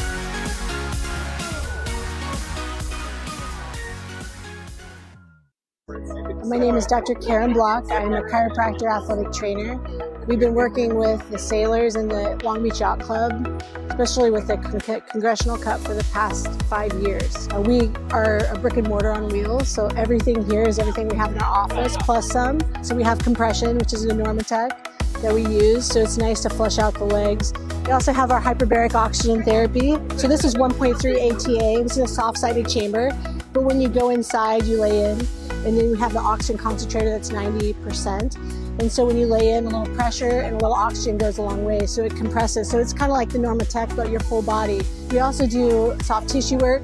We do full body. We are chiropractors, but that doesn't mean that we do chiropractic at an event, because we treat chiropractic very carefully and thorough. So normally we do nerve tracing technique, which is our own technique that we do. So we trace nerves on the body. So especially with posture, we work on the neck and the low back, and we trace nerves. And so it's a different technique, but we have what's called shockwave over here. So this is acoustic. And what this does is it breaks up adhesions with. The 2025 Ficker Cup kicked off. Okay, folks. Welcome back. We are right back in at Flight 16. Match number 1, Bernson and Poole. Poole comfortably into the top 4 semifinals, of course, and the reigning champion. Bernson, fresh off a win, is still tied with Dave Hood for that all-important 4th spot. Here we go. We are 3 minutes 25 into the pre-start, guys, in the dial-up. Yeah, and I'm just looking at the committee boat. You can't see it on the screen right now, but there is a green flag up, which means the race committee is seeing a little bit of a right shift. So that right shift was a little bit of a delay, and now the breeze has settled in from the right side. The starting line looks a lot bigger to me. Maybe they lengthened it a little bit. Yeah, I think with that right-hand shift, it kind of appears a lot bigger. You definitely have a lot kind of wider and easier space to be able to get to that start line. What's really interesting, though, with the right shift is that this pier that we're sitting on here, you can see in the top of your screen, is really going to come into play. So it'll be interesting to see whether these guys get there quite early and start to try and kill some time here. Although it looks like Bernson is quite slow here. Poole's going for another attack. So Bernson now has to do everything he can to get out of the way or risk a penalty. Yeah, it took a long time for Bernson to get up to speed there, and Poole's done a really nice job of extending and then coming back to re-establish that dial-up. Chris here just making sure that Bernson's going to stay really down speed when he attacks. So he slowed down his own attack, got a bit of his speed, but making it life really hard for Bernson here. So I wouldn't be surprised if we see the guys with both teams come back at each other again for round 2 or round 3. Yeah, we don't actually have too much longer to go in this pre-start with just 2 minutes now. Be interesting to see if Yanni can get himself out of this. Bernson in a bit of trouble. Getting boxed in the coffin corner there and over the line with time running out. Like we saw with the Nicole match, I mean, there's still a chance for Bernson to maybe get round the bow of Chris Poole, but it looks like Chris is giving a really hard time. We'll see how close this is. It looks incredibly close. Whoa, big swing there and contact. So interesting to see. Let's see what the umpires have to say about it. Who was in the right and who was in the wrong. Come on, sure. They hit the mark as well. Yep. Now I can't see the penalty flag, but I can see Bernson has gotten out of this in the tussle. So he's going to get to the right of Poole just in time, minute 10. But a twin penalty. Boats get a penalty, so that makes it even. He's in a touch spot here. So really interesting there. So both boats have infringed on each other. So there's a penalty for that incident and also a penalty for hitting the mark. So when both boats get an equal penalty, they just cancel out. Like nothing ever happened. So the penalties are canceled out. Bernson now gets off to the right. Poole giving chase. It's going to be a jibe for Bernson around the signal boat. Now he's on starboard. Poole has to avoid. Poole bow down. Is going to go into a leading position. Just Less than 40 roll seconds into a to go jibe. here. Yep, coming up on 30 seconds. Nope. He holds the jibe. Bernson just gaining a little bit more distance there. To my eye, that means Bernson wants the right. He's holding gauge to weather of Poole. Poole jibing now towards the line. Both boats winding up. 20 seconds to go. They're early, particularly Bernson. Bernson shedding off a little speed just below the signal boat before putting his bow down. He's just gaining every little inch of gauge to the right of his opponent. Yeah. Speed up. And He's now doing a it's nice time to job go. of that. 3 seconds. 2, 1. There's the gun. Come up all the Chris way. Poole, to my eye, got across the line a little bit earlier and just up to pace a tiny bit quicker, and his bow is marginally forward on Bernson, who's to the right of his opponent. And that has been favored earlier today, particularly with the breeze shifting to the right. So all things pretty equal at this point in the race. Yeah, it was really interesting watching Johnny come off this line. He seemed to go into a really big low mode, and then it seems to be taking a little bit of height here. So you built the gauge in the pre-start, used it when he needed to, get the boat up to speed, and then build it again. So it'll be really interesting to see is what mode he picks here. Looks like Chris Poole's going a bit high and slow, and Johnny's going a little bit lower and faster. Yeah, Yanni's done a nice job of setting himself up a bit of runway. However, it does look like he's falling into Chris slowly, as you can see on the screen. I'm sure it won't be too much longer until Yanni heads back out to that right-hand side. Unless he can hold Poole out to lay. Bernson doing a good job right now, staying precariously to windward of Poole. You know it's hard to live in that position as the windward boat, but he is. Looks like Johnny's setting up for attack. He does not think he can stay in there. So a quick hitch out, maybe a come back and maybe try and catch him back on starboard. Chris Poole was just pinching up ever so slightly that whole time. So good job, Poole, pinching Bernson away. And now the split. Still nothing in this match. Pull me up. With Poole continuing to the left. You can hear Johnny saying, pull me up from the crew. So that's when you're going from that speed build, so sails ease, to slowly start to track on the sails and go into a bit of a higher groove or better VMG. And it's Poole now having tack to stay with Bernson to the left of the Swedish team. It's a bit of a battle between fluoro orange and fluoro green here today. Jag fattar inte vad han menar bara. Menar hylla A-line. Ska vi va? Who's got the better outfit, T? Definitely Yanni. Vi kör. Ja, det fattar jag. Ja, det fattar jag. Först line. Is this Those are some goofy looking gloves. Yeah, his poor hands on the very cold steering wheel. I mean, it's got to be hurting his hands in some way. Needs those gloves. Fair point. Axa den lite. Axa igen. You Aussies are out there in no gloves and bare feet. So wonder there's clothes on. Looking at Poole's boat, you can really see how much they're hiking and how low they're getting in the boat to reduce windage. And yeah, they're just really tight. Listen to Poole. Just picked up on something there. He's not quite happy with his position. Fuck me. Oh, okay, well, that pretty much gave it away. That gives it away. Yeah, but before that, sorry, I could just tell by the tension in his voice he was not happy with. Usually the left doesn't really advantage you as often as the right, and he's to the left of his opponent. Yeah, must have been a bit of a right shift. It seems like he started to fall in, so Johnny with that gauge with the right shift is going to come out on top, most likely, and with starboard advantage. So I wonder whether they'll actually meet or whether he'll be able to cross in front. Look at his shoulders kind of hunched up. His words are tight and short. Copy. Usually when he talks, kind of relaxed and, you know, spreads his words out. So that'll be enough. He's relaxed, but listen to how tight his chest is when he talks. Not happy. Very different from the hand behind the back in the pre-start. Yeah, that hand is both hands out in front. Not good. 2, 1, and up. And Johnny sounds It's going to be a fight up here, guys. comparatively relaxed. Yeah, Johnny reckons it's going to be really close to this top, so maybe Chris has managed to claw back. Yes. I mean, he was a bit stressed before, but I think he's coming out quite well here. Well, Chris not getting across. He tries to get into the zone here, so full speed here. So tell us what Yanni is talking about there. Yeah, so talking about the zone here, so I believe they're going around the green mark, so what he's trying to do is get into the zone first. If he's on the inside, then he's going to have some good rights going to the top. So he's saying that Chris Poole is not in zone, but that doesn't really matter. As long if Johnny's in zone, then the zone Definitely room there. Definitely room. Come on. Hey. Yeah. So the question is, were they overlapped when Johnny entered into zone? This is incredibly close. So Johnny goes for the bear away and lets Chris go in there. So he's kind of in zone. Oh my gosh. I thought I was going to agree with Yanni as well, but the umpires didn't. So nope, penalty there. Chris Poole was able to get into zone first, tack for the mark. Bernson avoided him but flagged it and didn't get a penalty on Poole. The interesting thing was that Johnny would have gone to zone first, so he turns on the rule. So The question is, was Poole overlapped with Johnny when Johnny got into the zone? And the umpires must have said no. He must have been clear ahead.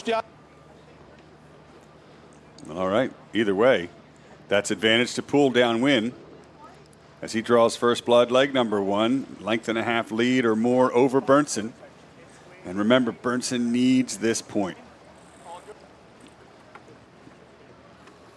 Looks like the wind's really lighting off the top of the course. You see these boats kind of really deloaded coming downwind. It'll be interesting to see whether these guys start to really power up these mainsails. We've seen in the last couple of races people keeping the controls on. These mains are really hard to handle. We could see a bit of a drop of halyard, maybe a little bit of outhaul off, cano off. We've got a long way to go on this downwind. I wonder if the hand's behind the back. Again. Well, Bernson's right in this, though. For sure. Slowly clawing back. Seems like he's really on Chris Poole's air. We'll see if Chris decides to live here or try and get out a little bit early. Here comes the jibe from Bernson, and Poole will respond. Matching. Trying to keep his air clear forward ahead, but I don't know, that black spinnaker's having trouble compared to Bernson. Good positioning for Bernson. Maybe took a bite out of Poole. Yeah, I think Johnny's just slowly clawing back, slowly but surely. I mean, they've got a whole nother lap to go, so they're really both in it. I think Johnny's just trying to get close enough that they'll still have an opportunity around this bottom mark. It's hard to defend downwind when it's close, as Poole was doing. What turn do you want? Asking his tactician, Jakob Aschenbrenner, You want to start stepping a little low? which way to go on the next leg. What turn at the leeward gate? Come down, okay? He's starting to come down. Slowly down. So often in this scenario, especially as Chris Poole's teams are slightly advanced, you can try to match the other boat. So you don't want to come too high because suddenly they might try and dive down the inside. If you go too low, you might end up in their dirty air. So it's a really fine game. Yeah, he is, but I want to make situation. Stand by, jibe. 2, 1, jibing here. 2, 1. You just get the sense that Bernson's bringing this race to Poole. Poole's in reactionary mode, which is not good. And when he asked Jakob Aschenbrenner about the leeward mark, Aschenbrenner didn't answer. Too focused on Bernson, which kind of shows you that the I'm happy to jibe here. advantage Jibe here. right now is with Jibing Bernson, here. even though he's behind. Jibing here. So 2 jibes to step down to get inside at the way rounding for Poole. Used up a little bit of that lead, but he's going to, I believe, be, ahead. And he can choose which way he wants to go. They've made that decision earlier. You're turning left. Keep it, keep it, keep it. And he's going to go to the left again. That's surprising, considering how close the game is. And that leaves Bernson with no choice but to split to the other side, to his right. Very even as both teams head back upwind with Poole just ahead. Yeah, you can really hear Johnny just before saying, keep it, keep it. He's talking about the kite there, so it must have there's maybe a miscommunication on board or a premature drop. Could cost him vital centimeters in this match. Or inches over here, I guess. At least if you're a Bernson fan, they've got the right. They've got starboard tack advantage. Yeah, copy. But I can see why Poole went to the left. There's a really nice puff that he's shifted into now, just off screen. And he's tacked in it. Nice velocity from the left-hand side. There it is. It's a good look at Poole, who is in a more comfortable spot relative to Bernson right now. And Poole and Joachim have spent a lot of time sailing on these waters, so maybe they're seeing something that Joni hasn't. All the hikes. And Yanni has Scott Dixon on board, who has arguably spent even more time than most of all the competitors in this regatta because he lives here. Copy. And so that's really going to hopefully even things up. We'll see. Remember, Bernson, if it's close, will have rights under the rules. Bernson also in a must-win, not must-win, but pretty important win, let's say. You can see the 2 front people on Poole's team in the aero tuck position. So, I mean, every kind of last percentage really matters in these boats. So even though they're not going the same speed as maybe an AC boat, but these guys are getting all their weight out they possibly can and keeping in an aero position. He's coming now, body in. He's tacking, Jakob. I don't want to chase it. I want the speed because we're going to tack. Copy?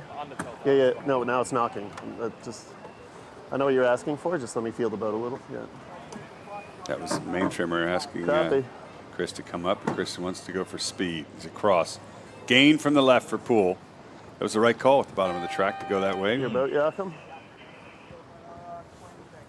And now the hands going behind the back again. Eventually.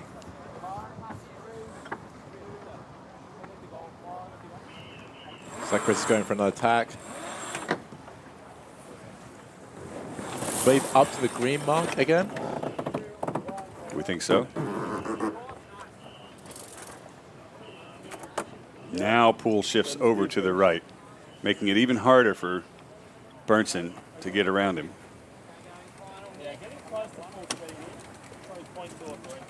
You can see a slow wind on from the trimmers there, so they're definitely not trying to get to max trim straight away. As we said before, these boats take minutes to get up to speed. So you see a very slow trim on as Chris starts to take a little bit of height.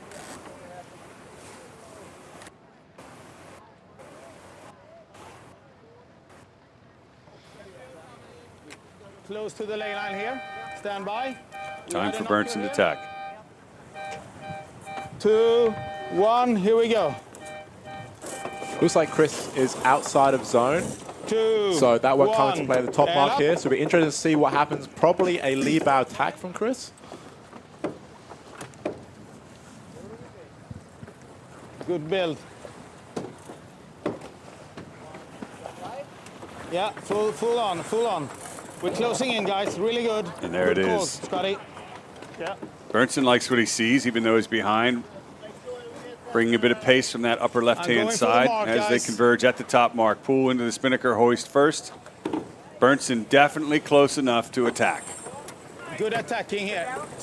And speeding. Looks like a small whiny from Chris Poole, but they did really well to try and manage that situation.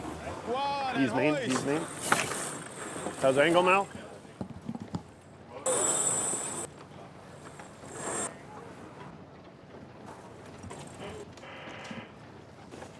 Out haul off.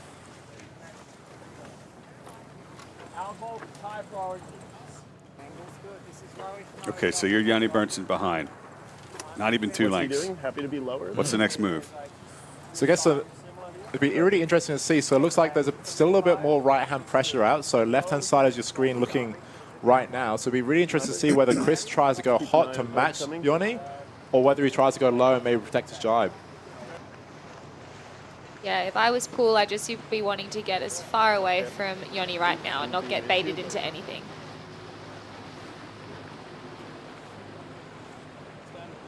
Stand by matching.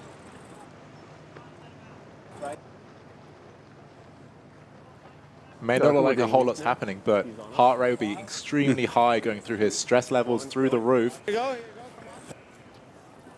Poole jibes first. Bernson matches.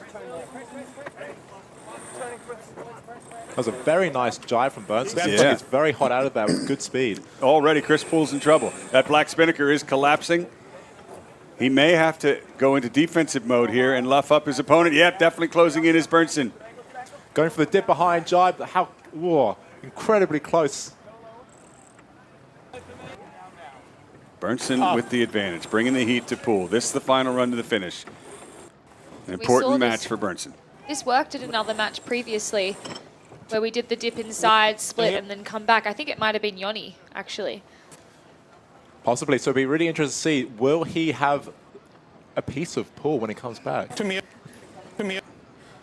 Well, and Poole's definitely going to have to jibe at least once more to get down to the finish, and Bernson's done two to get to his left. So they're anticipating the next move there.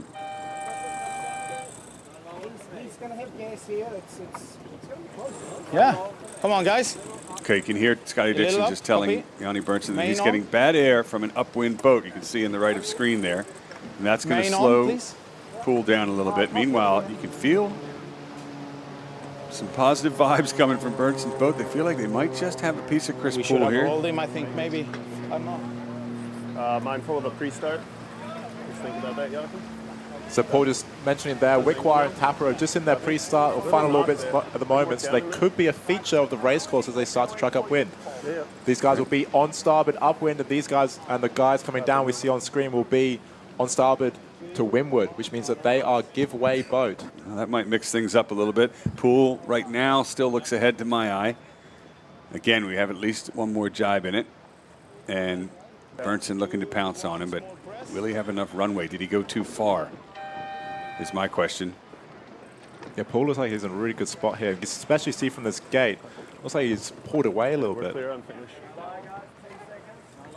Copy, Mel. Just last minute here has been some left-hand pressure. Yeah, I think that's I'm helped standing Poole here. as he jives now for the finish line. And Bernson can't get ahead of him yet. Can't get his breeze yet. Not going to affect him. So it is Poole Nice race, yeah.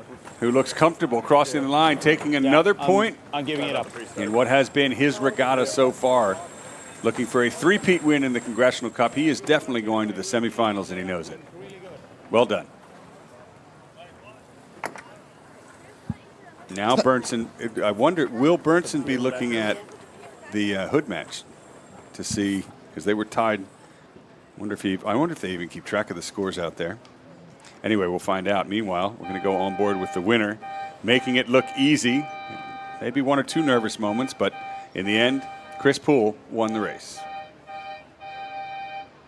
We had a close pre-start with Yanni. We actually had offsetting penalties and weren't really thrilled with our position, but Joachim did a phenomenal job of putting us right where we wanted to be off the line, which was faster and just to leeward, and we were able to claw up to Yanni. And then at the top mark, we got to the zone without an overlap, and yeah, so Yanni thought about sticking it in there, but then at the last second bailed out. And then downwind, Joachim did a really nice job of positioning us against Yanni to keep our air clear. And then on the last upwind, Yanni kept it close with us, and then we slowly split away.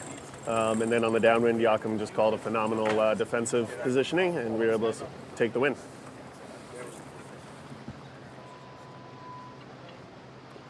All right, well, congratulations, Chris Poole, and this is the final match in this flight for the day. Attili and Geretta, Italy and France. Again, all of these sailors will be back on the water tonight, all the skippers at least, with the Junior Con Cup. A correction to something I stated earlier, the club is not open to the public. There's a party for club members tonight. But we will be live online at this same spot on the Congressional Cup's YouTube account. You guys can watch. You hear the crowd in the background. It's Bernson passing the pier here. Well, I'll tell you, another thing they might be cheering for, even though Bernson lost that last match, is that Hood, who he's tied with, is ahead right now in his match there in the background. That yellow spinnaker coming downwind, I think, to the finish. So that's going to help Hood over Bernson and Hansen. The home team looking for a spot in the top four. And I don't think Attili or Geretta in the pre-start can do it. It's not over though, is it? It's close. He's up against Bralt, Nicole Bralt, just behind. Both boats have at least one more jibe in it. And Bralt is set up lower than her opponent. Both poles are down. Bralt's just ready to pounce, and she's going to go right here, trying to roll Hood. You see both jibs starting to come up here. Is this into the leeward gates? Yeah, I believe it's into the leeward gate. So question is, who can get the better draft here? So it's going to be a very late drop from the yellow spinnaker here. And a sharp turn for Dave Hood. Meanwhile, if she does it right, this is going to be a nice smooth turn for Bralt. Just pushing that spinnaker drop to the very last second. That gains you a little more speed, but it puts the crew under pressure and off the rail as they round the mark, just collecting that red spinnaker. Meanwhile, it's Hood who chose the left. It's close, so Bralt will have the advantage on starboard. And right now, to my eye, I think Bralt's looking like she's heading in pretty good breeze. So we'll see. We'll rejoin that one. Keep an eye on how that's going to go, because it's important for Hood for sure. Meanwhile, back in the pre-start, about a minute to go. Geretta to leeward, Attili to windward. Attili going for a hook. Both teams a little bit early. Got to kill some time.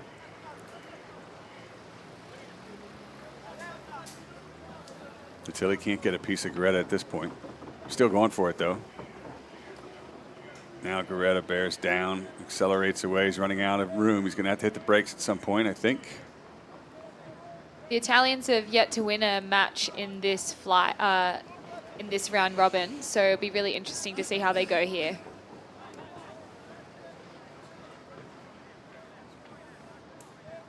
Final few seconds here. Attili's going to tack away, and Geretta's just simply going to go for the pin. Split tack start, even otherwise, and we're going to leave them to it because as we look in the background, there's a very close match between Monnin in the purple spinnaker and Hansen in the blue.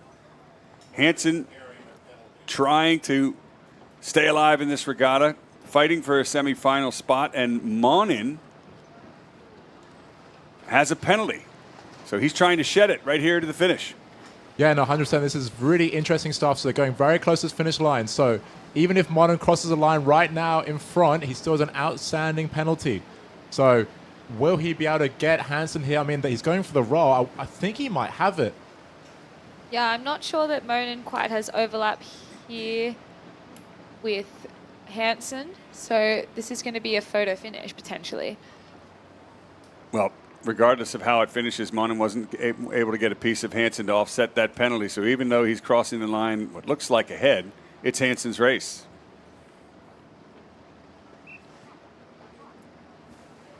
Now, Monnin mathematically is a lot farther ahead in the top 4 spots than Hansen, but Hansen really needs that point. That's going to help him over Bernson. Now, he's probably going to watch this Dave Hood match that we are as well, coming downwind. That's Hood in the yellow spinnaker, so he's trailing. That'll help Hansen.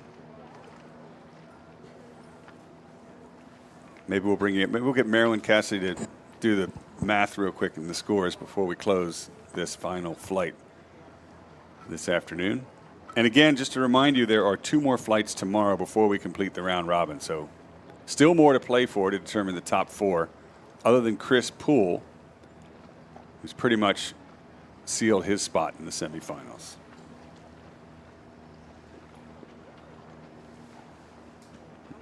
Wickwire's gone for that early jib up in preparation for rounding the bottom mark. And Tapper's quite far behind there, actually. Yeah, this might be the race of the day for Peter Wickwire. He struggled a bit, and Cole Tapper has been so competitive all weekend. You know, this is going to feel good if he can hold on to this lead to end the day, at least with a win here. Yeah. Wickwire's done the right thing as well. You know, he's got a solid lead. He's just gone to had a really nice, clean rounding. Didn't put too much pressure on his crew. And I've got to give you an update, sorry, because I'm a little colorblind on these yellows. That's Tapper that he's ahead of, right? And Hood is still ahead in his match at the top of the track.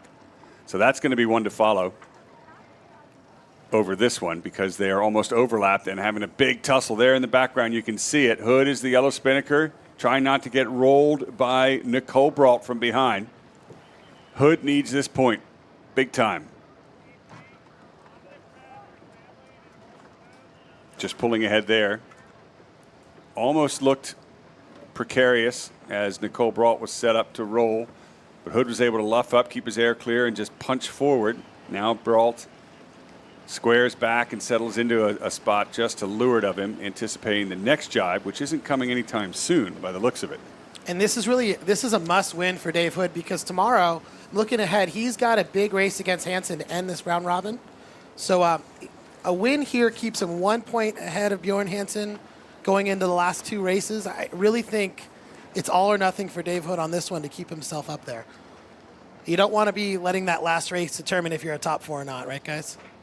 No, that's a terrible feeling. So guys, Nicole's options here are trying to steal a bit of Hood's air, slow him down, and then use your speed to try and prevent the jibe back in. So the aim is to try and get them into downwind jail where they can't jibe and clear your bow. So this is the last race of the day. We've got 3 races going in the last flight of the day. We'll have 2 flights tomorrow, then they go straight into the semis. So full day of racing. What I learned this morning, actually, is all the competitors will be back on the water again Sunday for the fleet race. So that'll be Sunday morning for that fleet race. So anyone that took this trip all the way out here had 5 full days of sailing. Pretty cool. Yeah, I really like that. Sometimes, especially us coming from Australia, you travel a long way and only get a couple days of racing in, but it's a really nice way to include everyone. And, you know, people love sailing here, so why not do more of it? And hats off to the race committee for extending that. I know that it might feel to us as the viewers like, oh, they got to go out again, but they want to be on the water. That's why you guys come, right? That's exactly right. Yeah, it's a dream to be here. Hopefully Zach and I are sailing next year. Well, if you don't get to sail next year, we want you with us in the booth for sure. That's a given. Because we saw a bit of a Simo jibe there. So Bernal just trying to keep on top of Hood's air. So Hood fighting Bralt off to the finish. Behind him, Hansen fighting his opponent. Geretta, not Geretta. Who is that? That's Wickwire, I think. Thank you. No. No. My bad. So Nicola's the trailing boat is trying to create opportunity to overtake here. She's initiating a couple jibes, maybe to try and cause Hood to have an error or just to overtake where she can. So in that jibe just before, the Simo jibe, it seems like Hood initiated it, so he was able to get the jump on Nicole through that, which could be the decider through this. I mean, they're going for a dive for the line, but it looks like Hood's got it. Only just. Good head of steam from Nicole Bralt from behind, but not enough. Dave Hood has done it. That is a very valuable point. Looking towards the semifinals, and the hometown crowd is quite pleased to see it.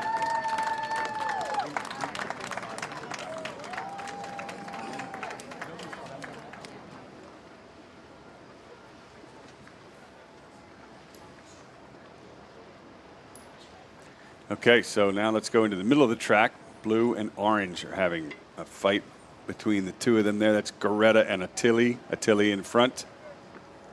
Geretta on the attack. It's nice to see Attili in front today. He hasn't had a win in this second flight. So it'll be nice for him to get a win on the board in his second Congressional Cup.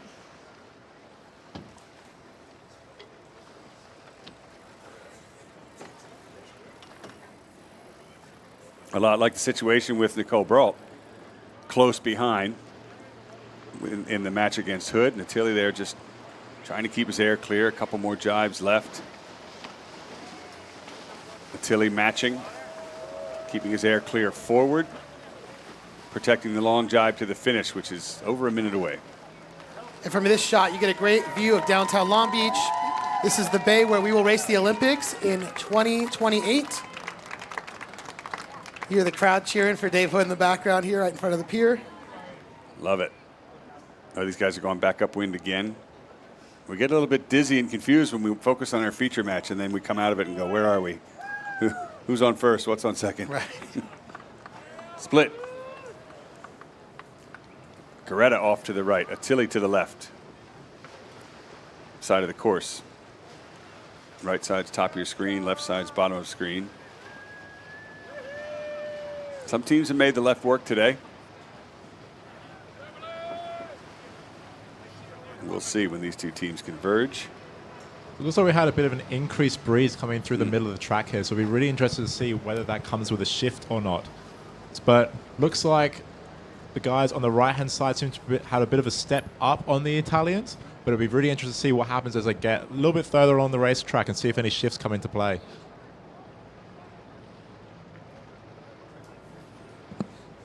And having a look at the match coming downwind, that is Wickwire with a pretty solid jump on Cole Tapper. Yeah, so Wickwire coming all the way from Nova Scotia. It's a lot colder up there, different kind of sailing conditions, I feel, but he made a point to say last week his dream in life was to race the Congressional Cup.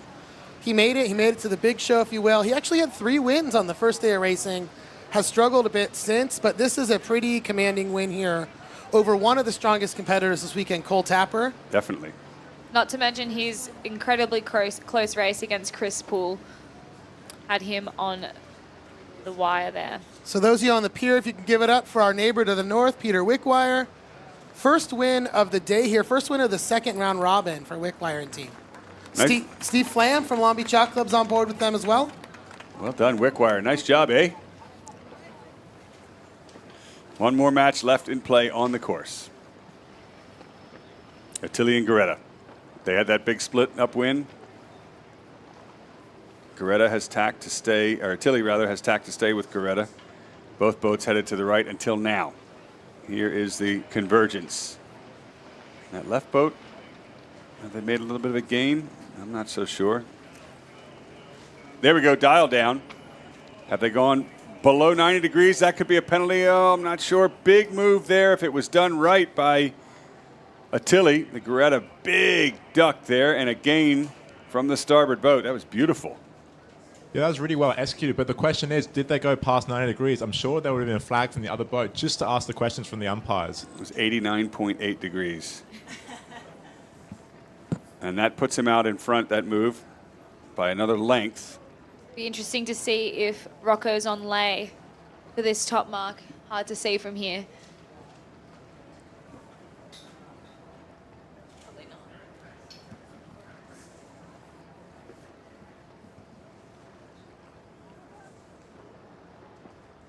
Looking back at the pier here, you can see just how great it is that we are so far out in the middle of the water here to watch these races. View of the boats back there here from the Port of Long Beach. They are a sponsor of the race this year. Port of Long Beach, Port of Los Angeles combined are one of the busiest ports in the world, and we are lucky to have it right here in our backyard and as a sponsor.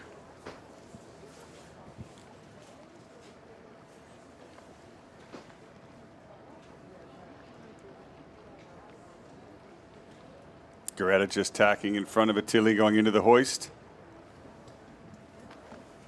For the final run to the finish. All of these matches have been less than 2 boat lengths separated around the track. They split, they come together, have a few tussles, and yet it's like there's a rubber band connecting them. It doesn't go more than 2 boat lengths.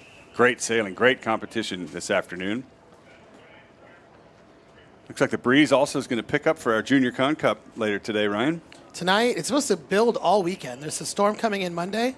I don't want to take away from our weathercaster over here on the side, but storm coming in Monday. It's going to be interesting. We might have one of the windiest finals we've had. Geretta could be in a bit of trouble here. Sorry. That was a nice bite the trailing boat took out of him. Attili wants this point. Interesting to see how well they're flying that spinnaker. There's no pole in place. So as someone that's flown a spinnaker, that is not an easy thing to do in a breeze like this.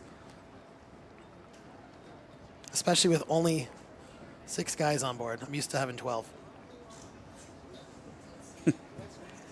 Fact.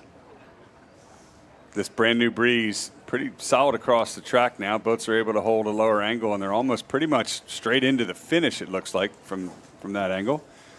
So it looks like Rocco does not have a piece of Geretta out in front, so it seems like he's trying to close the gauge and maybe trying to get just a little bit closer to try and affect his air. I heard from Rocco yesterday that him and the team have been speaking French, but I wonder if they've switched languages so that the French team don't know what they're up to.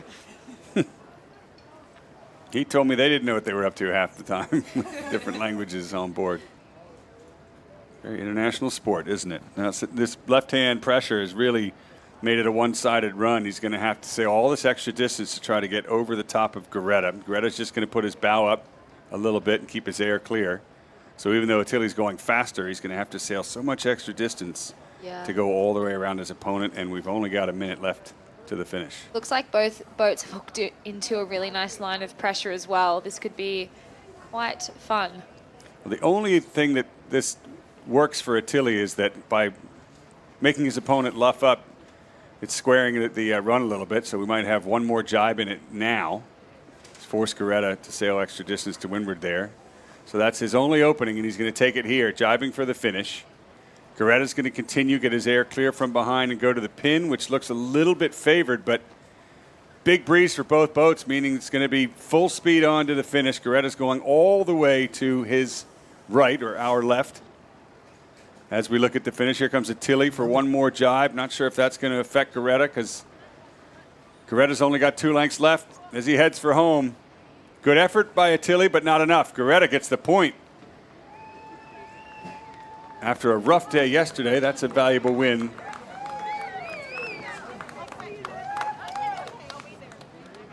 Well done, Ian Geretta. And that's it. That wraps up 4 flights today, 2 more tomorrow to complete the double round robin as we move into the 4th day of the Congressional Cup and then the semifinals. But first, the Junior Congressional Cup back at Long Beach Yacht Club tonight and the press conference afterwards. You're welcome to join us, where all 10 teams will be there. We're going to hear how the day went. Thanks to everybody on the Belmont Pier for joining us, watching the racing, and thanks to all of you live worldwide on Facebook and YouTube. Marilyn Cassidy, you are up. Tell us how the scores look right now, preliminarily. Yeah, preliminarily it's very tight at the top. So we've got Poole and Monnin just a bit out in front in first and second. But following very closely, we have that similar clump from earlier today with Tapper and Hood tied on 10 wins and 6 losses. Tapper is currently winning that tiebreaker. And then Bernson and Hansen with 9 wins and 7 losses, it tied for 5th right now with Bernson winning that tiebreaker. That means that even with only 2 races remaining in the current round robin, there is a lot to play for. All right, thanks very much. And there's the scores just in time after you finish them all. Thanks, guys, for putting that up. And that wraps up this third day of the Congressional Cup. So 2 more flights, then we move into the semifinals tomorrow. Sunday afternoon, the petite finals. And then the finals of the Congressional Cup. Who will take home their share of a $75,000 cash prize and a brand new Crimson Blazer? Well, you'll have to join us here in Long Beach to find out. For our entire 27-person commentary crew here in the booth, thank you guys all for joining us, and we'll see you back here in Long Beach tomorrow.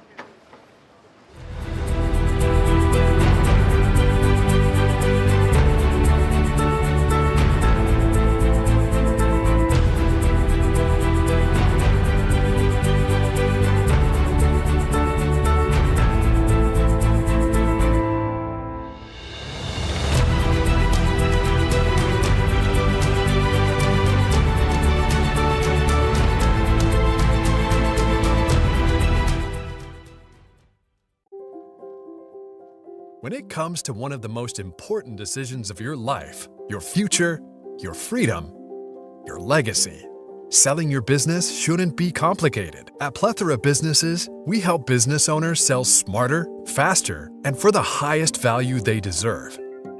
From valuation to closing, we're with you every step of the way. Visit plethorabusinesses.com to start your next chapter.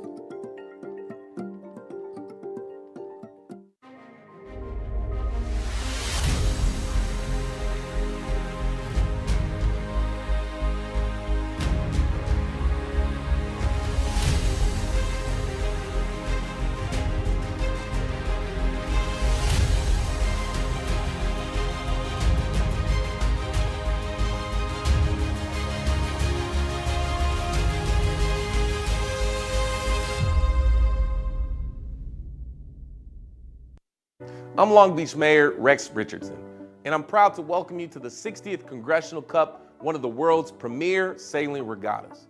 Hosted by the Long Beach Yacht Club, this iconic event highlights why Long Beach is a top global destination for competitive sailing. Join us April 30th to May 4th for spectacular views of the vibrant spinnakers dancing on our water, to the exciting close-up action visible from the Belmont Pier, right where Olympic sailors will soon begin to train for LA 28. To all our guests, our competitors, welcome to the city of Long Beach. Thank you. Big time. Fishtail, look how close Poole's getting. Dix is in trouble. This year we celebrate 60 years of world-class match racing at the iconic Congressional Cup, hosted by the Long Beach Yacht Club. Yeah, buddy, 2 in a row, baby. Best team in the world. It was such a huge honor to have my name on that trophy alongside some of the absolute legends of the sport. Obviously the winner of the Congressional Cup wins the Crimson Blazer. Putting this jacket on last year was something I've dreamed about since I got into match racing.